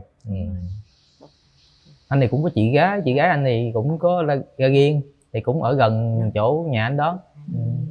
Hiện tại thì vợ nhà anh thì chỉ có mình anh thôi. Đó giờ em không có về Mỹ Tho lần nào hả?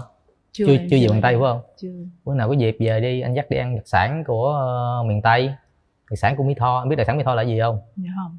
Hủ tiếu sa tế, để bữa nào anh có dịp anh sẽ dắt em về ăn. Em ăn mì đi. Thôi, mà anh dùng. Dạ.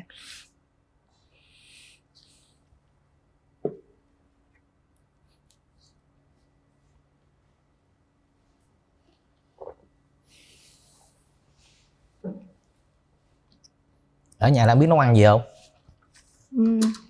Em biết chút đỉnh hả? Chắc cũng giống anh hả, biết nấu mì gói, luộc trứng này kia ha. Đa phần thời gian của em là chủ yếu là trong nhà hàng khách sạn. Nói chung là thời buổi này dạng như nấu ăn ở nhà thì nó cũng tốt, mà nấu ở nhà thì nó cũng tốn này tốn kia đầy đủ. Ví dụ như mình ra ăn ở ngoài thì mình khỏi tốn ga, khỏi rửa chén này kia. Mình phải học hỏi thêm chứ anh cũng đúng rồi. Nấu ăn thêm, anh cũng phải học thêm nữa.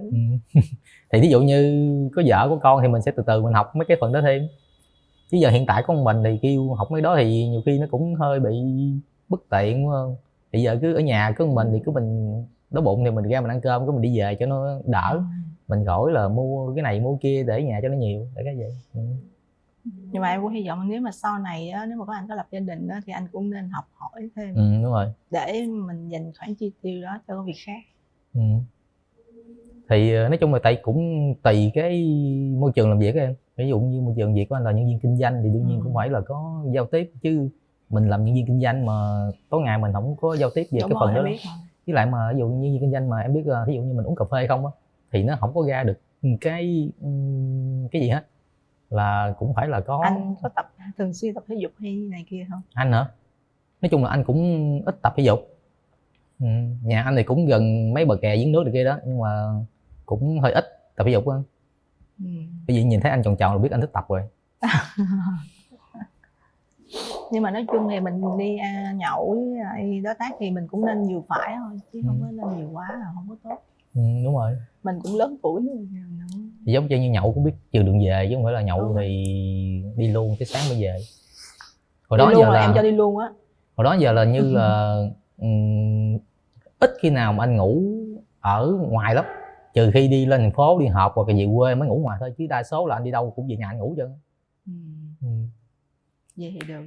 Lo quá, chưa cái gì hết trơn mà không lo. Không phải chị mình phải nói trước chứ, để dễ về sau này chứ nói tại sao lúc đó em không chịu nấu. Nhưng mà giờ quan trọng mà nãy giờ tôi thấy nè, lấn áp đàn trai tôi nhiều, mà giờ tôi hỏi lại là sao không hỏi lại một câu là giờ em có ví dụ như sau này mình tìm hiểu nhau, năm chờ hiểu nhau rồi em có chịu về nhà anh sống hay không? Đó, giờ sao không hỏi cái câu chốt đó đi. Chứ nãy giờ thấy là cổ hỏi mình cái gì mình cũng đáp ứng được hết trơn rồi, mà giờ cổ có đáp ứng được cái chuyện đó không? Để cô Tăng còn tính trước cái chuyện tương lai chứ.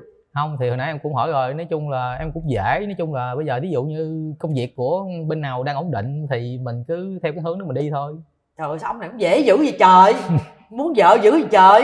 Không phải muốn vợ dữ, mà là do ví dụ như em cảm thấy cái đó là vậy giờ em đang sống một mình, cho nên là ví dụ như em đi chỗ khác thì cũng được, nói chung là nó cũng không có gì gọi là nó hơi bị vướng bận gì nhiều. Vậy nếu vậy rồi có cho ta ở rể không? Ví dụ như người ta lên không chịu về nhà ta Mỹ Tho, nhà mặt tiền, ở đây trung tâm ta có công ăn việc làm ổn định, ví dụ như người ta yêu mình quá mà mình lại muốn công việc ở Sài Gòn đi, rồi giờ sao? Nhà em hơi chật, có anh có chịu không? Đó, ủa em bắt vậy người ta đi về nhà người ta đi, nhà có 2 chồng ở hả? Còn ví dụ không chịu về nhà người ta, muốn người ta lên thành phố phải có chỗ cho ta ở chứ. Dạ có, nhưng mà nó hơi chật. Mẹ ủa chật đông vui, giờ chịu không? Chịu. Nó bởi vậy chứ lấn áp tôi quá đâu có được. Giờ hỏi nè, hôm nay đi tham gia chương trình có người thân đi theo không? Dạ có. Ai? Dạ ba em. Ba em, hôm nay có đi theo, có ai đi theo mình không? Dạ có. Ai? Em của em. Em Dạ như hả? không, em bà con thôi. Rồi vậy bây giờ mình mời người thân vô nha. Dạ bác ơi, con mời bác vô à, mời em trai vô đây à. Khổ quá ha, gái chưa chồng cực quá ha. Dạ. Rồi. Được chưa? Ủa nay quay phim có 2 ông vậy thôi á hả? Giết rồi đâu mất tiêu hết trơn, hết trội rồi. 4 cái máy mà có 2 người. Ok chưa? Rồi. Dạ chào bác à. Dạ nãy giờ ngồi ở dưới thì mình có nghe hết là con gái mình với bạn trai bên đây là chia sẻ tâm sự với nhau, bác nghe hết chưa bác? Nghe. Dạ rồi không biết giờ ý kiến bác thấy như sao ha? Thì giờ ăn thua hai cháu đấy nó cũng lớn rồi, tự nó quyết định này nọ. Dạ. Nó ngồi ở đâu thì mình phải đặt nó đó thôi chứ giờ. Dạ. Nhưng mà nãy con nghe bây giờ nó có hai cái hướng mà hai bạn đang còn cái là thảo luận nói với nhau cho vui thôi. Chứ còn chuyện mà để yêu nhau rồi lấy nhau thì nó cũng còn xa. Nhưng mà mình đang tính trước cho nó vui để mình nói ra hết để cho mọi thứ nó rõ ràng. Thì giả tỷ giờ theo như bác là phụ huynh nè, mình bên nhà gái nè, thì là mình chọn cái phương án là mình muốn con mình là đi xuất giá là theo chồng đi đó, có nhà cửa trên này ổn định hết rồi, chứ không phải người ta không có gia đình, không có nhà cửa, nó đầy đủ hết rồi. Hay là mình muốn là con gái về với con rể về sống chung với mình, thì không biết bác là chủ nhà thì bác cái hướng bác thấy làm sao? Thì nó muốn về bên kia cũng được, hay nó muốn ở trên này cũng được, gì tùy nó thôi chứ. Nhưng mà giờ nó nhà chật quá, có chỗ ở không bác? Có, với nhà thì có chứ. Dạ. Hiện giờ trong nhà mình là có bao nhiêu hộ nhỏ nhỏ đang sống trong à? Không, là 2 vợ chồng với 2 đứa con thôi. 2 chồng 2 đứa con, 2 con gái đúng không? Dạ. Dạ. Ủa vậy đâu có chật đâu em. Sao em nói chật? Có phòng riêng không? Em nhỏ chị. Nhà nhỏ hả? Dạ. Đó. Bác nhận xét như thế nào về chàng trai trong chương trình ngày hôm nay ạ? Thì thấy cũng được. Thấy cũng được. Hiền lành bác ha. Dạ, mà cũng thật thà. Như nãy tiêu chí của các bạn trao đổi với nhau về chuyện là quản lý tiền bạc, tiền nong rồi các Tường chia sẻ vậy thì bác có ý kiến gì không? Không, thì nó lớn rồi thì 2 đứa san sẻ về tiền nong, nó sống với nhau, chứ giờ mình lớn mình đâu có dính vô trong cái chuyện của 2 đứa nhỏ này. Dạ. Tự nó tuổi nó quyết định với nhau thôi. Dạ. Không, nói chung là giờ con lớn cỡ này rồi, con ở đâu là mình gả đó đúng không bác? Đúng rồi. Nha. Phúc nhờ rủi chịu nha em nha, tự lựa chọn cho kỹ nha, đúng không bác? Đúng rồi. Dạ, ba mẹ mình thương con lo tới đó thôi, chứ giờ làm sao theo con hoài được ha. Có lớn theo nó hoài được. Lớn rồi. Dạ. Rồi cảm tự ơn. nó quyết định. Dạ, tự quyết định. Cảm ơn bác. Rồi chào em trai. Dạ chào chị. Rồi giờ mình trẻ ha, nãy giờ theo ông anh mình nghe vậy rồi, nãy giờ mình có nhận xét gì không nè? Xét về giữa anh của em và chị đây. Thì em thấy quan điểm em thì thấy giữa hai người có những cái rất là hợp. Nếu mà được thì hai người đến với nhau là rất là tốt. Rất là tốt ha. Tuổi rồi cũng xứng đáng ha, công việc rồi ổn định ha, hợp ha. Dạ hợp. Bình thường ổng có hay lăng nhăng không? Ra đường có không gái gú gì không? Anh danh là cái tính anh là vui vẻ, hoạt bát nè, hòa đồng, nhưng mà được cái quan điểm là không có thuốc nữa nè. Còn quan điểm về trai gái là không có lăng nhăng bậy bạ. Thương là thương một người. Thương là cưới đúng không Danh? Dạ. Rồi, thật ra là cảm ơn người thân của gia đình hai bên.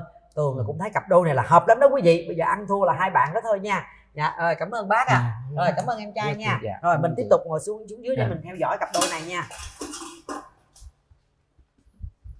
Rồi Thế bây giờ thì cho Tường hỏi một chút xíu nha. Bây giờ là mình cũng đã trò chuyện nhiêu đó thôi, thật ra không có đủ thời gian để cho hai bạn tâm sự hết đâu. Bây giờ tâm sự hết là phải có thời gian, như nào mình bấm nút mình hẹn hò đi đó, giống như Danh nói là mời bạn ấy có dịp thì về quê mình ha. Còn không là mình cũng lên thành phố mình thăm nó rồi đi kia, qua lại mình tìm hiểu. Chứ bây giờ mà làm sao mà có thể trong chương trình mà nói hết được. Nhưng mà giờ Tường hỏi thiệt nè, thẳng thắn nè, cái khoảng cách có làm cho mình cảm thấy lăn tăn, có cảm thấy chùng bước gì không?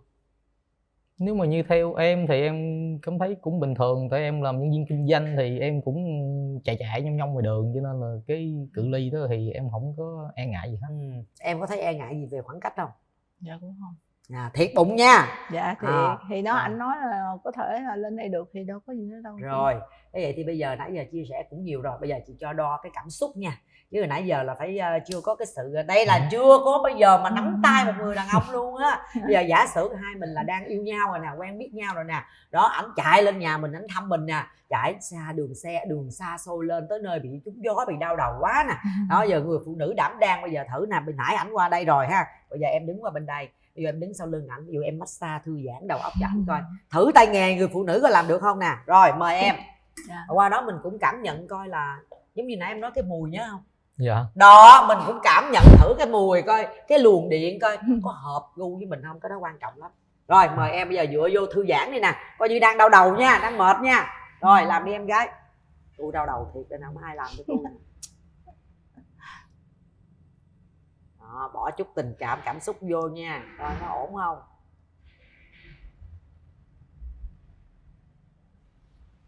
Rồi tính ra cũng ổn hả vậy? Ổn không? Dạ ổn. Phê không? Phê hả? Ngon. Mệt thì bóp vai bóp cổ rồi xíu coi nào. Rồi thôi bóp vai chừng bóp cổ. Cổ là vuốt cái vuốt cổ vậy ha, nghe bóp cổ em sợ. Bắt bẻ và mai nữa. Được không? Dạ được hả chị không? Trời, sao chị biết được hay không là do em chứ. Dạ. Sao chị biết được? Mình dùng cái lòng bàn tay là mình chà cái cổ rồi các em. Đó, thường vuốt cái thái dương xuống nè, đó. Làm đi, trời ơi. Đừng có hồi ngủ luôn đây là mệt lắm. Được không? Dạ được. Rồi, được rồi, cảm ơn em gái. Được đỡ nha. Cảm xúc của em như thế nào? Thì cũng cảm xúc cũng hơi lân khó tả này kia chị. Dạ. Hãy giữ cảm nhận đó của mình. Em cảm xúc như thế nào? Em cũng vậy luôn. Cũng vậy luôn ha. Rồi thôi bây giờ suy nghĩ thật kỹ, quyền là của các bạn nha. Dạ. Bây giờ là cái khoảnh khắc quan trọng, khoảnh khắc quyết định là chúng ta có quyết định chọn nhau hay không. Giống như chị Tường nói, hoặc các bạn cũng đã theo dõi chương trình này rồi, thì ở đây là có những cái nút bấm ha của cái app Speak Couple. Ở đây là có cái nút có cái hình trái tim nè. Nếu như chúng ta đồng ý hẹn hò thì chúng ta bấm mạnh vào. Nếu mà chúng ta không đồng ý hẹn hò, chúng ta có quyền lấy tay ra ha. Cái công việc của chị Tường là làm mai mối. Tường đã nói hết, gợi hết, tạo điều kiện cho các bạn hiểu nhau. Nhưng mà lựa chọn là quyền nha, không đủ thừa. Mình đã bấm nút thì mình phải chịu trách nhiệm với cái nút bấm đó, quan tâm, chăm sóc, tìm hiểu nhau để có thể tiến tới hôn nhân. Còn nếu cảm thấy chương trình hôm nay chị Tường giới thiệu người này mình chưa phù hợp, nãy giờ mình không có cảm xúc, chưa có điện, mình có quyền bỏ, không bấm, đó là quyền của mình, được chưa? Rồi đặt tay vào nút bấm đi các bạn. Thì đây nè, nãy giờ tôi nói không nghe hả trời. Sau 3 tiếng đếm của chị Tường, đồng ý thì bấm mạnh, không đồng ý có quyền lấy tay ra nhé. Rồi mời các bạn nhắm mắt lại. Hãy suy nghĩ thật kỹ, cảm nhận thật kỹ về những gì chúng ta đã chia sẻ từ nãy đến giờ. Những cảm xúc, những sự va chạm, những cái yêu cầu của đối phương, những cái yêu cầu của bản thân mình. Coi nó có tương ứng phù hợp hay không nhé. 1 2 3. Wow, thật là tuyệt vời. Như vậy là đèn cả hai đã cùng sáng. Vậy là các bạn đã quyết định hẹn hò với nhau. Chúc mừng hai bạn nha. Rồi bây giờ thì mời Danh qua bên đây đứng với Phương nha. Này đổi rồi ha, không còn khung trái tim nữa ha. Này khung màn hình. Rồi bây giờ thì nắm tay nhau đi hai bạn. Dạ. Ủa nay không có quà cáp gì nữa hết trơn hả? Không có quà gì hết đúng không? Rồi nắm tay nhau nha. Đây là bây giờ là có bác trai ở dưới luôn nè.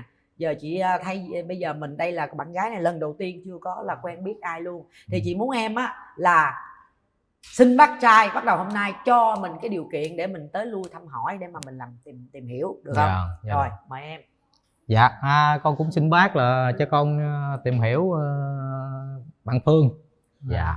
Rồi con ví dụ như hứa rồi cũng thí dụ như tìm hiểu mà hai đứa con mà hợp nhau thì hai đứa con sẽ tiến tới hôn nhân. Dạ.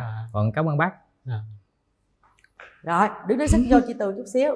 Rồi, cảm ơn hai bạn rất là nhiều nha. Kính thưa quý vị, hôm nay rất là vui vì một cái cặp đôi mà Tường nghĩ là đến tuổi cặp kê rồi và họ đã quyết định hẹn hò với nhau sau 30 phút tìm hiểu tại chương trình. Tường cảm thấy rất là hạnh phúc. Hy vọng rằng là quý vị khán giả đang theo dõi chương trình cũng cảm nhận được điều này. Và đối với cặp đôi thành công thì chương trình sẽ dành tặng cho hai bạn một phần quà nhỏ, đó là gói Ruby của ứng dụng hẹn hò Speed Couple vừa ra mắt của nhà MCV với những tính năng nâng niu tình yêu giúp cho cặp đôi hiểu và yêu nhau nhiều hơn. Nhưng mà không được rồi. Không quan trọng gì đó. Rồi, vậy là được rồi. Rồi, con trai mình 18 tuổi. Gái 18 tuổi rồi, mình hiện nay ở với mình luôn. Dạ, bên ngoại. Bên ngoại Cũng gần nhà, gần kế bên. cung cấp này kia. Dạ, có. Bao lâu thì gặp con? Thì ngày nào cũng gặp, đi làm về gặp. Đi làm về thì Rồi bà xã cũ có gia đình chưa? có rồi, có con rồi. Thôi vậy cũng được rồi. Dạ. Ha, Nói chung là cũng bận không nữa. có vướng Dạ. bận. Rồi mình qua nhà gái cái. Xin chào em. Một cô gái bị quá nhiều tổn thương. Năm nay 42 tuổi. Quỳnh gì? Quỳnh Hán Phát. Quỳnh Hán Phát hả? 42 tuổi. Phát làm công việc gì Phát? Tài xế. Tài xế. Phát là làm ở đâu? Làm ở quận Nhất với quận 2. Là nhà mình ở đâu? Nhà quận 8. Nhà quận 8. Dạ. Hiện nay Phát đang ở với ai? Ở với hai đứa em trai. Hai đứa em trai là nhà của mình hay là? Ở nhà của mẹ để lại. Mẹ để lại. Rồi ba mẹ đâu Phát? Mẹ mất. Còn ba? Ba cũng mất luôn. Ba mất trước, mẹ mới mất trong dịch này. Thôi chia buồn với Phát ha. Gia đình Phát rất là đơn chiếc thôi, ở với hai người em thôi. Dạ. Phát ở quận 8 nha. Quận 8. Xin mời nhà gái giới thiệu về bản thân mình nè. Xin chào Ngọc Lan, chào anh Huyền Linh, chào tất cả quý vị khán giả, chào bạn trai bên kia. Em tên là Nguyễn Thị Kiều Trinh, sinh sống và làm việc tại Tây Ninh. Em buôn bán quần áo online. Em sinh 1981 ạ. Trời ơi, bạn còn quá trẻ luôn á, nhìn trẻ măng nên Lan cứ nghĩ đâu là nhỏ tuổi hơn không à. Cảm ơn em. Rồi chị Trinh hả? Trinh. Chị Trinh ở Tây Ninh nha. Chị Trinh ở Tây Ninh. Trinh ở Tây Ninh là huyện nào Trinh? Dạ em ở Trảng Bàng anh Huyền Linh. Ở Trảng Bàng hả? Dạ. Trảng Bàng thì cũng gần mà. Dạ. Giáp ranh với thành phố Hồ Chí Minh luôn. Dạ. Tới Củ Chi là tới rồi. Dạ. Mình nói cho đàn gái biết, cho nhà bên kia biết là ưu điểm khuyết điểm của mình đi. Dạ, chào Trinh, mình nói chung là ưu điểm thì hiền, trung thật, khuyết điểm thì hơi nóng tính xíu. Vậy.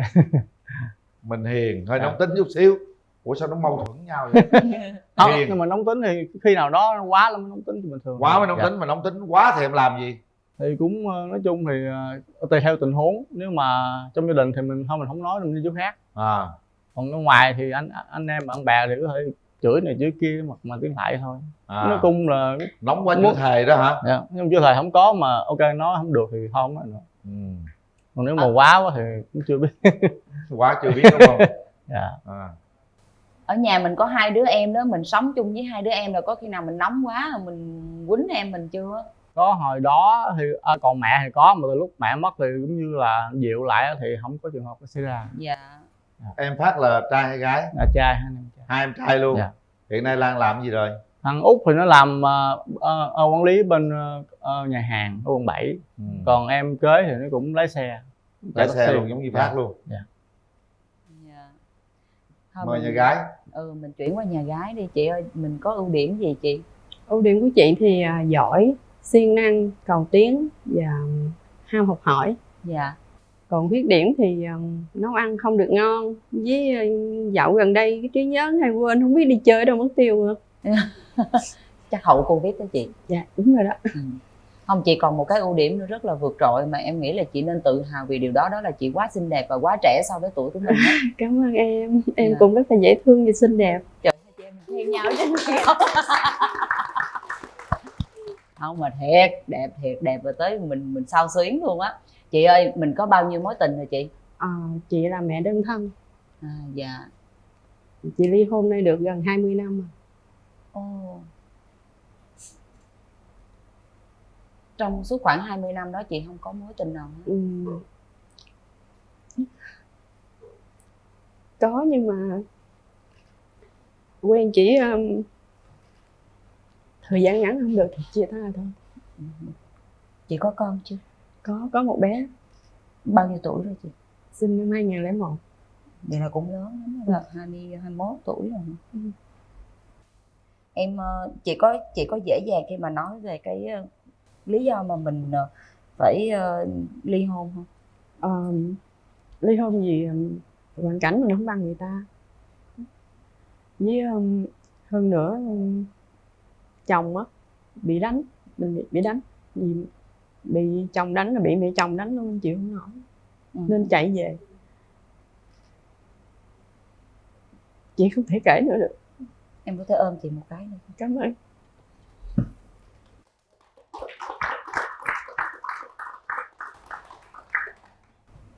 Cái gì rồi nó cũng sẽ qua chị ha. Em hy vọng là thời gian sắp tới sẽ có rất là nhiều điều tốt đẹp đến với chị. Cụ thể là sau chương trình này hy vọng là chị sẽ tìm được, em với lại chú Quyền Linh sẽ cố gắng giúp cho chị có được một cái người đàn ông mà hợp với lại cái cuộc sống của mình. Bây giờ con chị ở với ai? Ở với chị. Ở với chị hả? Một người mẹ đơn thân 20 năm, nuôi con một mình 20 năm rồi. Nhà trai ơi. Dạ, chào. Cái hoàn cảnh bên kia, bên nhà trai em đã nghe rồi. Bây giờ mình Dạ. giới thiệu về nhà trai đi em. Dạ thì chào anh. dạ, chào. Mình thì cũng ở vậy cũng mười mấy 20 năm rồi. Thì cũng nói chung là con là sống bên mẹ nhưng mà mình nuôi. Vô tiền học thì nuôi hết. Mình cũng ly hôn rồi. Dạ ly hôn lâu. Bao nhiêu năm? Mười mấy năm? Mười mấy 20 năm. Gần 20 năm luôn. Dạ. Con mấy tuổi? Con 18 tuổi. Là con trai? Gái. Con gái hả? Dạ.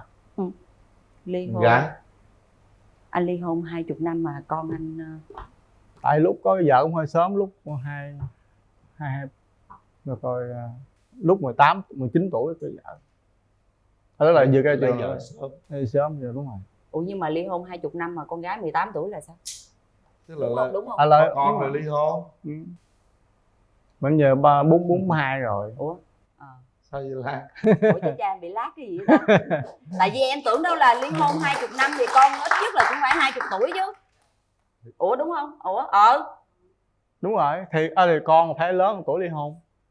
Mà anh ly hôn 20 năm mà con anh 18 tuổi. Ly hôn mười mấy năm mà. Mười mấy năm mà.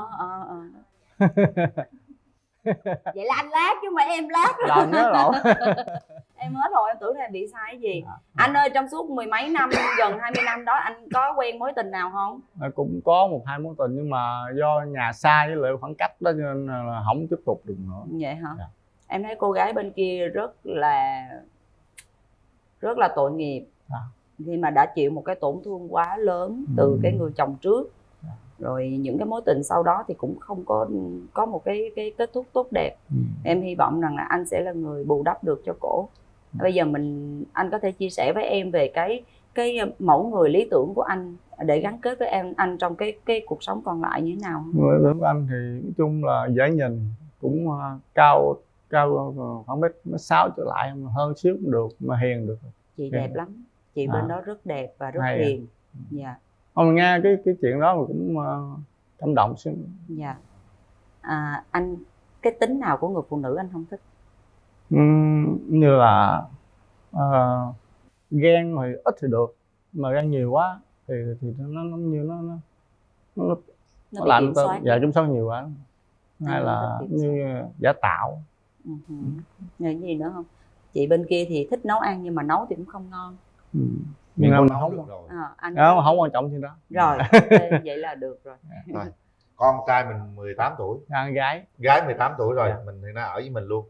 Dạ ở bên ngoài. Bên ngoại cũng gần nhà, gần kế bên. Cung cấp này kia. Dạ có. Bao lâu thì gặp con? Thì ngày nào cũng gặp, đi làm về thì gặp. Đi làm về thì. Rồi bà xã cũ có gia đình chưa? Có rồi, có con rồi. Thôi vậy cũng được rồi. Dạ. Ha, Nói chung là cũng bận không nữa. có vướng Dạ. bận. Rồi mình qua nhà gái cái. Rồi xin chào em. Một cô gái bị quá nhiều tổn thương thì chắc chắn luôn luôn có những giọt nước mắt. Bây giờ theo anh đó thì chúng ta dẹp hết những giọt nước mắt đi ha. Mình sống ở một cái hiện tại một cách tích cực hơn. Mình hướng tới những điều tốt đẹp, vui vẻ hơn để mình quên đi điều đó. Lâu lâu nhắc lại một chút cho nó ký ức bao giờ nó cũng đẹp cả. Coi như nó là một cái ký ức vậy thôi. Theo là như vậy. Nhưng mà mỗi lần mình nhắc tới mình nghẹn ngào, mình xúc động như thế hoài. cái phong thủy nó không có tốt. Dạ. Theo anh là như vậy đúng không? Dạ, dạ. Rồi bây giờ nè, cười tươi lên cho cuộc đời nó gọi là tươi sáng nào. Dạ. Bây giờ mình cần một mẫu hình lý tưởng như thế nào? Cao khoảng 1m7. Ừ. Bụng có bụng. Đầu có đầu hói, không hói gì cũng được hết. Đúng rồi, hỏi không quan trọng. Dạ, mà hỏi càng nhiều càng tốt. Em không thích sáu múi. Không thích sáu muối, đúng rồi. Dạ. Gu lạ quá trời, gu thích bụng bự cũng không sáu muối. Không cần sáu muối. Dạ. Một muối như vậy cũng được rồi nè. Dạ. Đúng không? Dạ. Được. Không lăng nhăng. Dạ. Sự nghiệp ổn định là được rồi. Sự nghiệp ổn định. Bên kia lái xe cũng ổn định rồi. Dạ. Mình bây giờ nhậu ít thôi nha em. Nhậu ít. Đừng nhậu nhiều, em sợ nhậu lắm. Sợ nhậu. Có nhậu không anh? Có một ít. Thôi đừng nhậu luôn đi anh ơi. Ha, đừng nhậu luôn nha. Trong cổ tôi sợ người gái bên này tổn thương. em sợ. Thôi, coi như chuyện nó qua thì đừng nhắc. Càng nhắc càng buồn, càng sợ luôn. Bây giờ mình sống ở nhà với gia đình. Gia đình với ai nữa? Mẹ với em với con. Với con ở quận mấy? Em ở Trảng Bàng. Quên. Tôi quên nữa thấy không? Trảng Bàng, Tây Ninh. Dạ. Ví dụ giờ mình về quận 8 mình ở được không? Bây giờ em không nói trước được gì, nhưng mà khi mà mình tìm hiểu rồi khi đó là mình có thể nói chuyện với nhau về vấn đề đó. Cũng được đúng không? Dạ. Về đây phát triển cũng được. Dạ. Thì để hai người nếu họ tìm hiểu với nhau thì mình sẽ tính tiếp. 20 năm rồi, hơn 20 năm rồi. Dạ. Con cũng tìm một bờ vai để mình dựa vào ha. Dạ. Nói chứ có đàn ông bên cạnh nó cũng đỡ lo rất là nhiều luôn á. Dạ. Rồi bây giờ thì hỏi người mình thân gặp đi. người thân đi. Dạ. Anh trai mình đi với ai? Không có ai đi chung. Tại hai đứa em mới biết làm hết. Dạ rồi, không sao, có chương trình lo. Rồi. Em cũng không có ai. Không có ai hết. Rồi. Hai người đang cô đơn trong cuộc đời của mình. Đang cô đơn trong chính ngôi nhà của mình. Đang cô đơn trong chính trái tim của mình. Hãy để hai trái tim đó ghép lại với nhau để họ bớt cô đơn. Mở rào.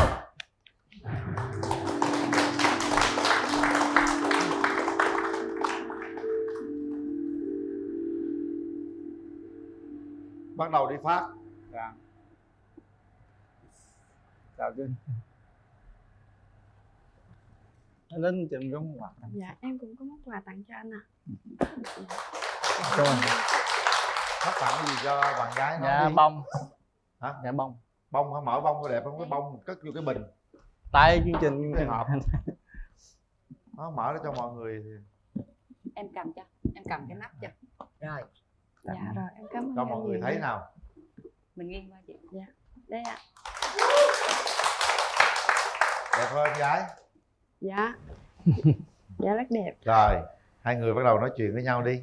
Dạ em chào anh ạ. Dạ. Em ở trạm này chắc cũng xa hả? Dạ. Đi cũng mệt à? Dạ đi hơi xa. Tại em ngồi xe bị say xe đó. À. Trước khi đi em phải uống thuốc mới đi. Của mình nó chở mình ở lâu quê với không ta? Dạ em ở đó từ nhỏ luôn á. Dạ. Em hồi hộp quá. Em bây giờ phát cảm nhận bạn gái thế nào? Bạn gái nhìn xinh thì nói chung là giống với tuổi, trẻ hơn tuổi 1-2 tuổi. Dạ. Nói chung phụ nữ anh nghe em nói tâm sự thì cũng buồn, nhưng mà trải qua rồi đúng không thì thôi. Dạ. Nói chung là em cũng quên rồi, nhưng mà đến thì nhắc đến em hơi bị xúc động. Đúng rồi, tại nó gắn vô tâm trí mình lâu quá. Đúng rồi.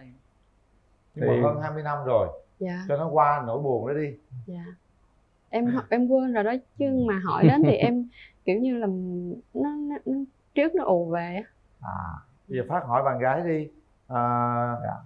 Mình ở xa vậy mình hẹn hò sao có thể mời bạn gái vào cuối tuần hay gì đó.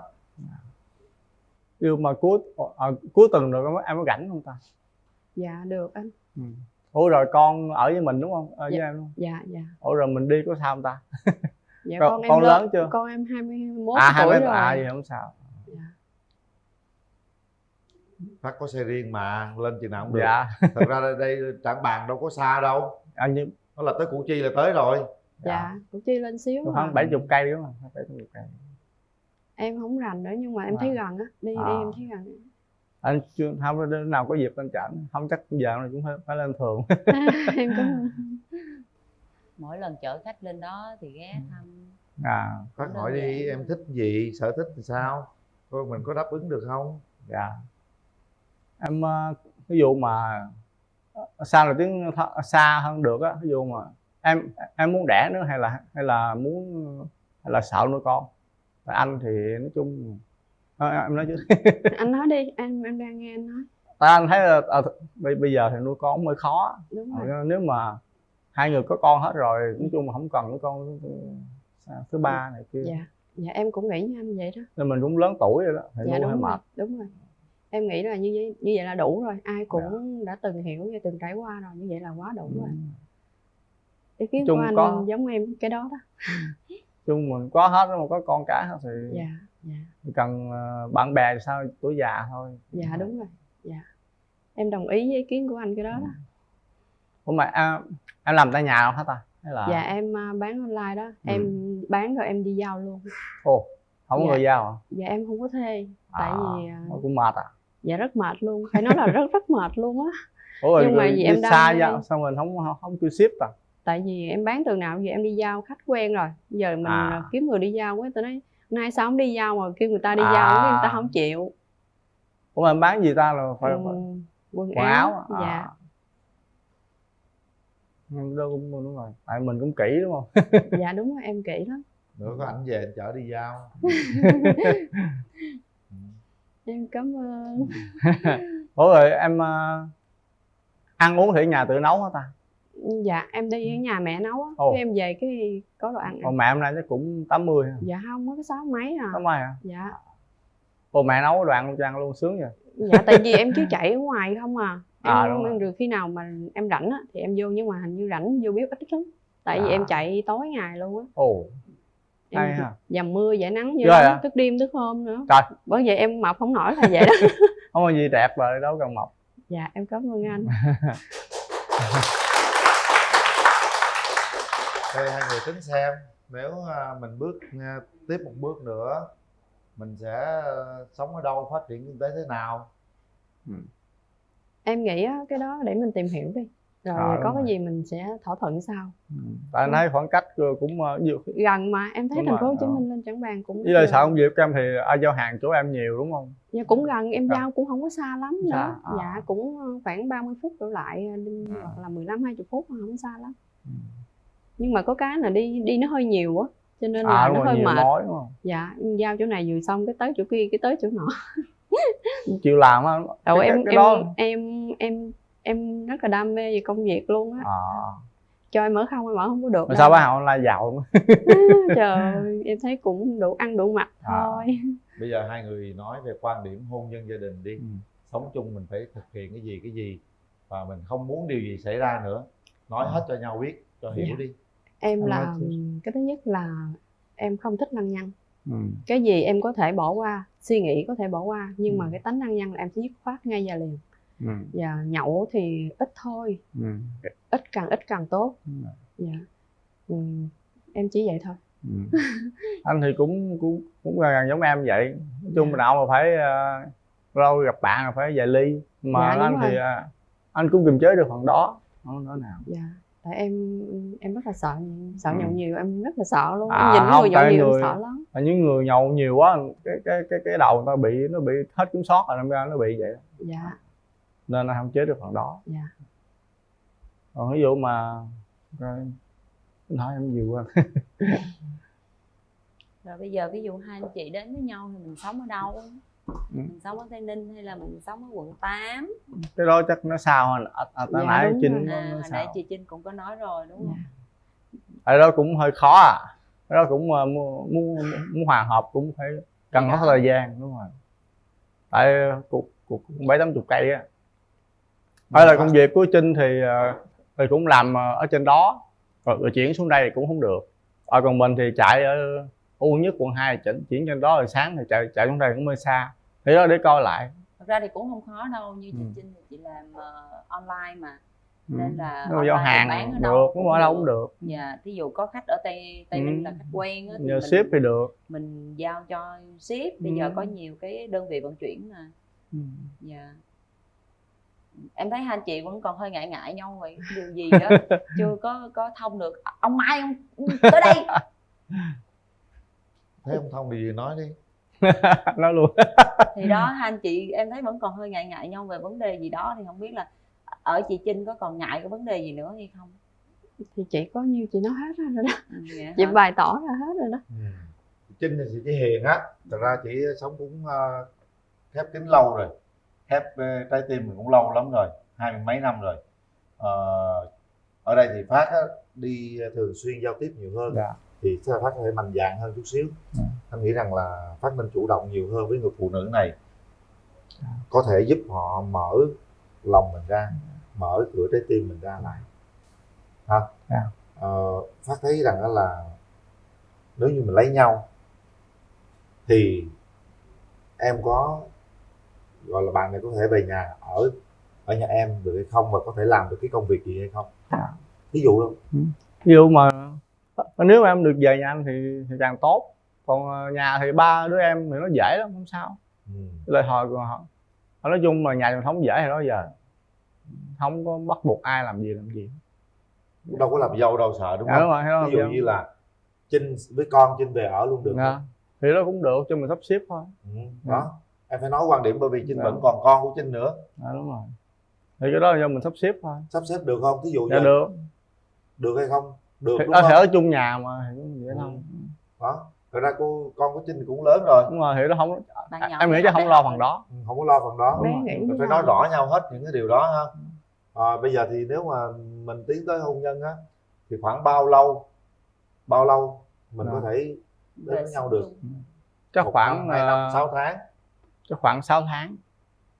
Dạ. Theo trên có sớm không hay là? Dạ không sao, mình lớn tuổi rồi mà, cho nên là đâu có phải tuổi trẻ nữa đâu, để nhiều năm. Đúng. Thật ra nếu chúng ta tìm hiểu nhau mà thật sự hiểu nhau mà thấy hợp nhau thì thời gian cũng không quan trọng nữa. Đúng rồi. Quan trọng mình đến với nhau để bổ trợ cho nhau. Một người thì giúp sức cho người kia giúp sức hỗ trợ cái tinh thần cho người nọ, và chúng ta có một cái tương lai gọi là hạnh phúc sau này nữa.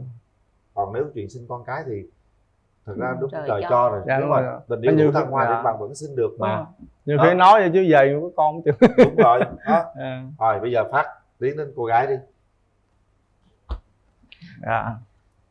Nắm tay cô gái.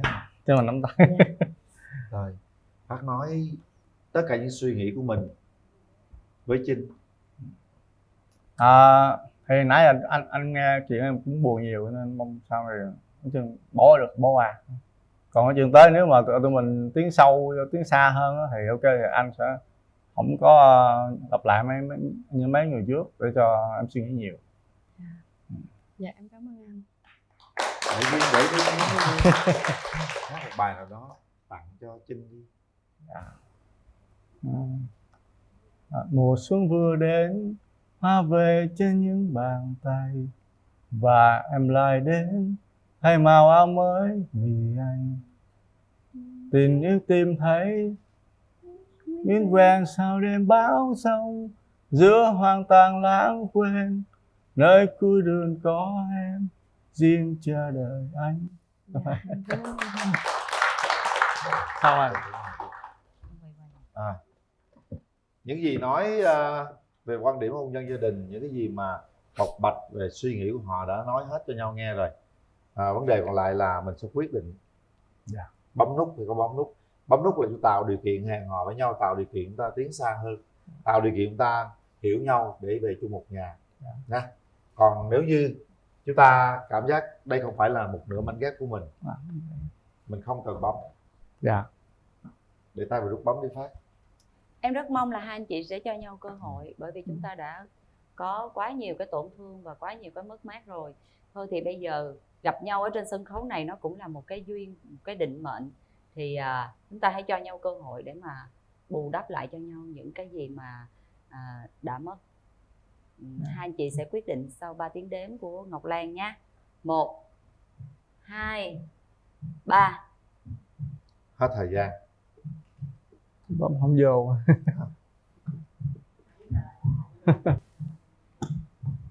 Rồi.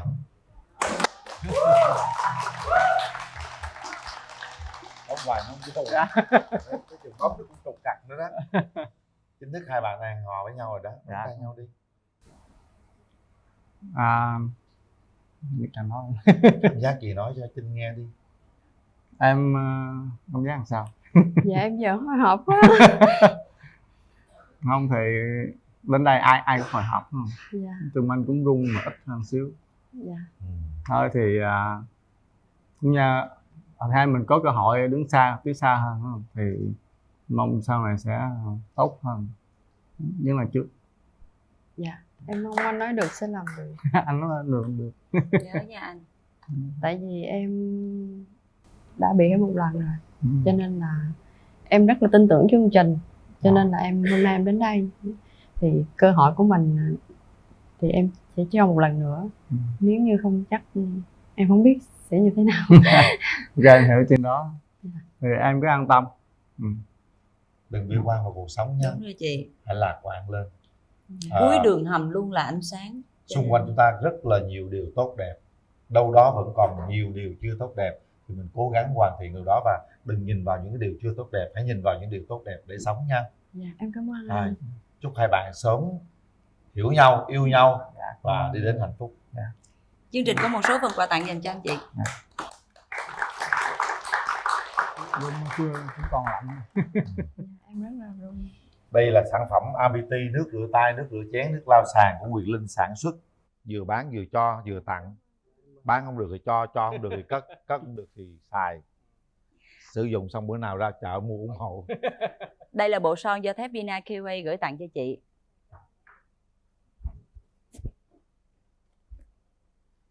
Đây là quạt máy Toshiba FS A10VN ha. 3 tốc độ gió, góc đảo gió, quạt rất mát, không quạt không mát, để y nguyên vẫn mát. Đây là cốt hủ tiếu, một sản phẩm của Quốc Việt Food, giúp cho món ăn thơm ngon tròn vị, dễ dàng hơn trong quá trình chế biến. Món quà của bạn gái tặng bạn trai là một sợi dây nịt và một cái ví. Giữ lấy nha. Rồi biết đâu hai vợ chồng sẽ xài chung cái ví này. Chúc mừng anh chị. Chúc hai bạn hạnh phúc. Em đem quà xuống cho chị, đi đường này. Đây đường này luôn. Đi theo bạn gái tâm sự đi.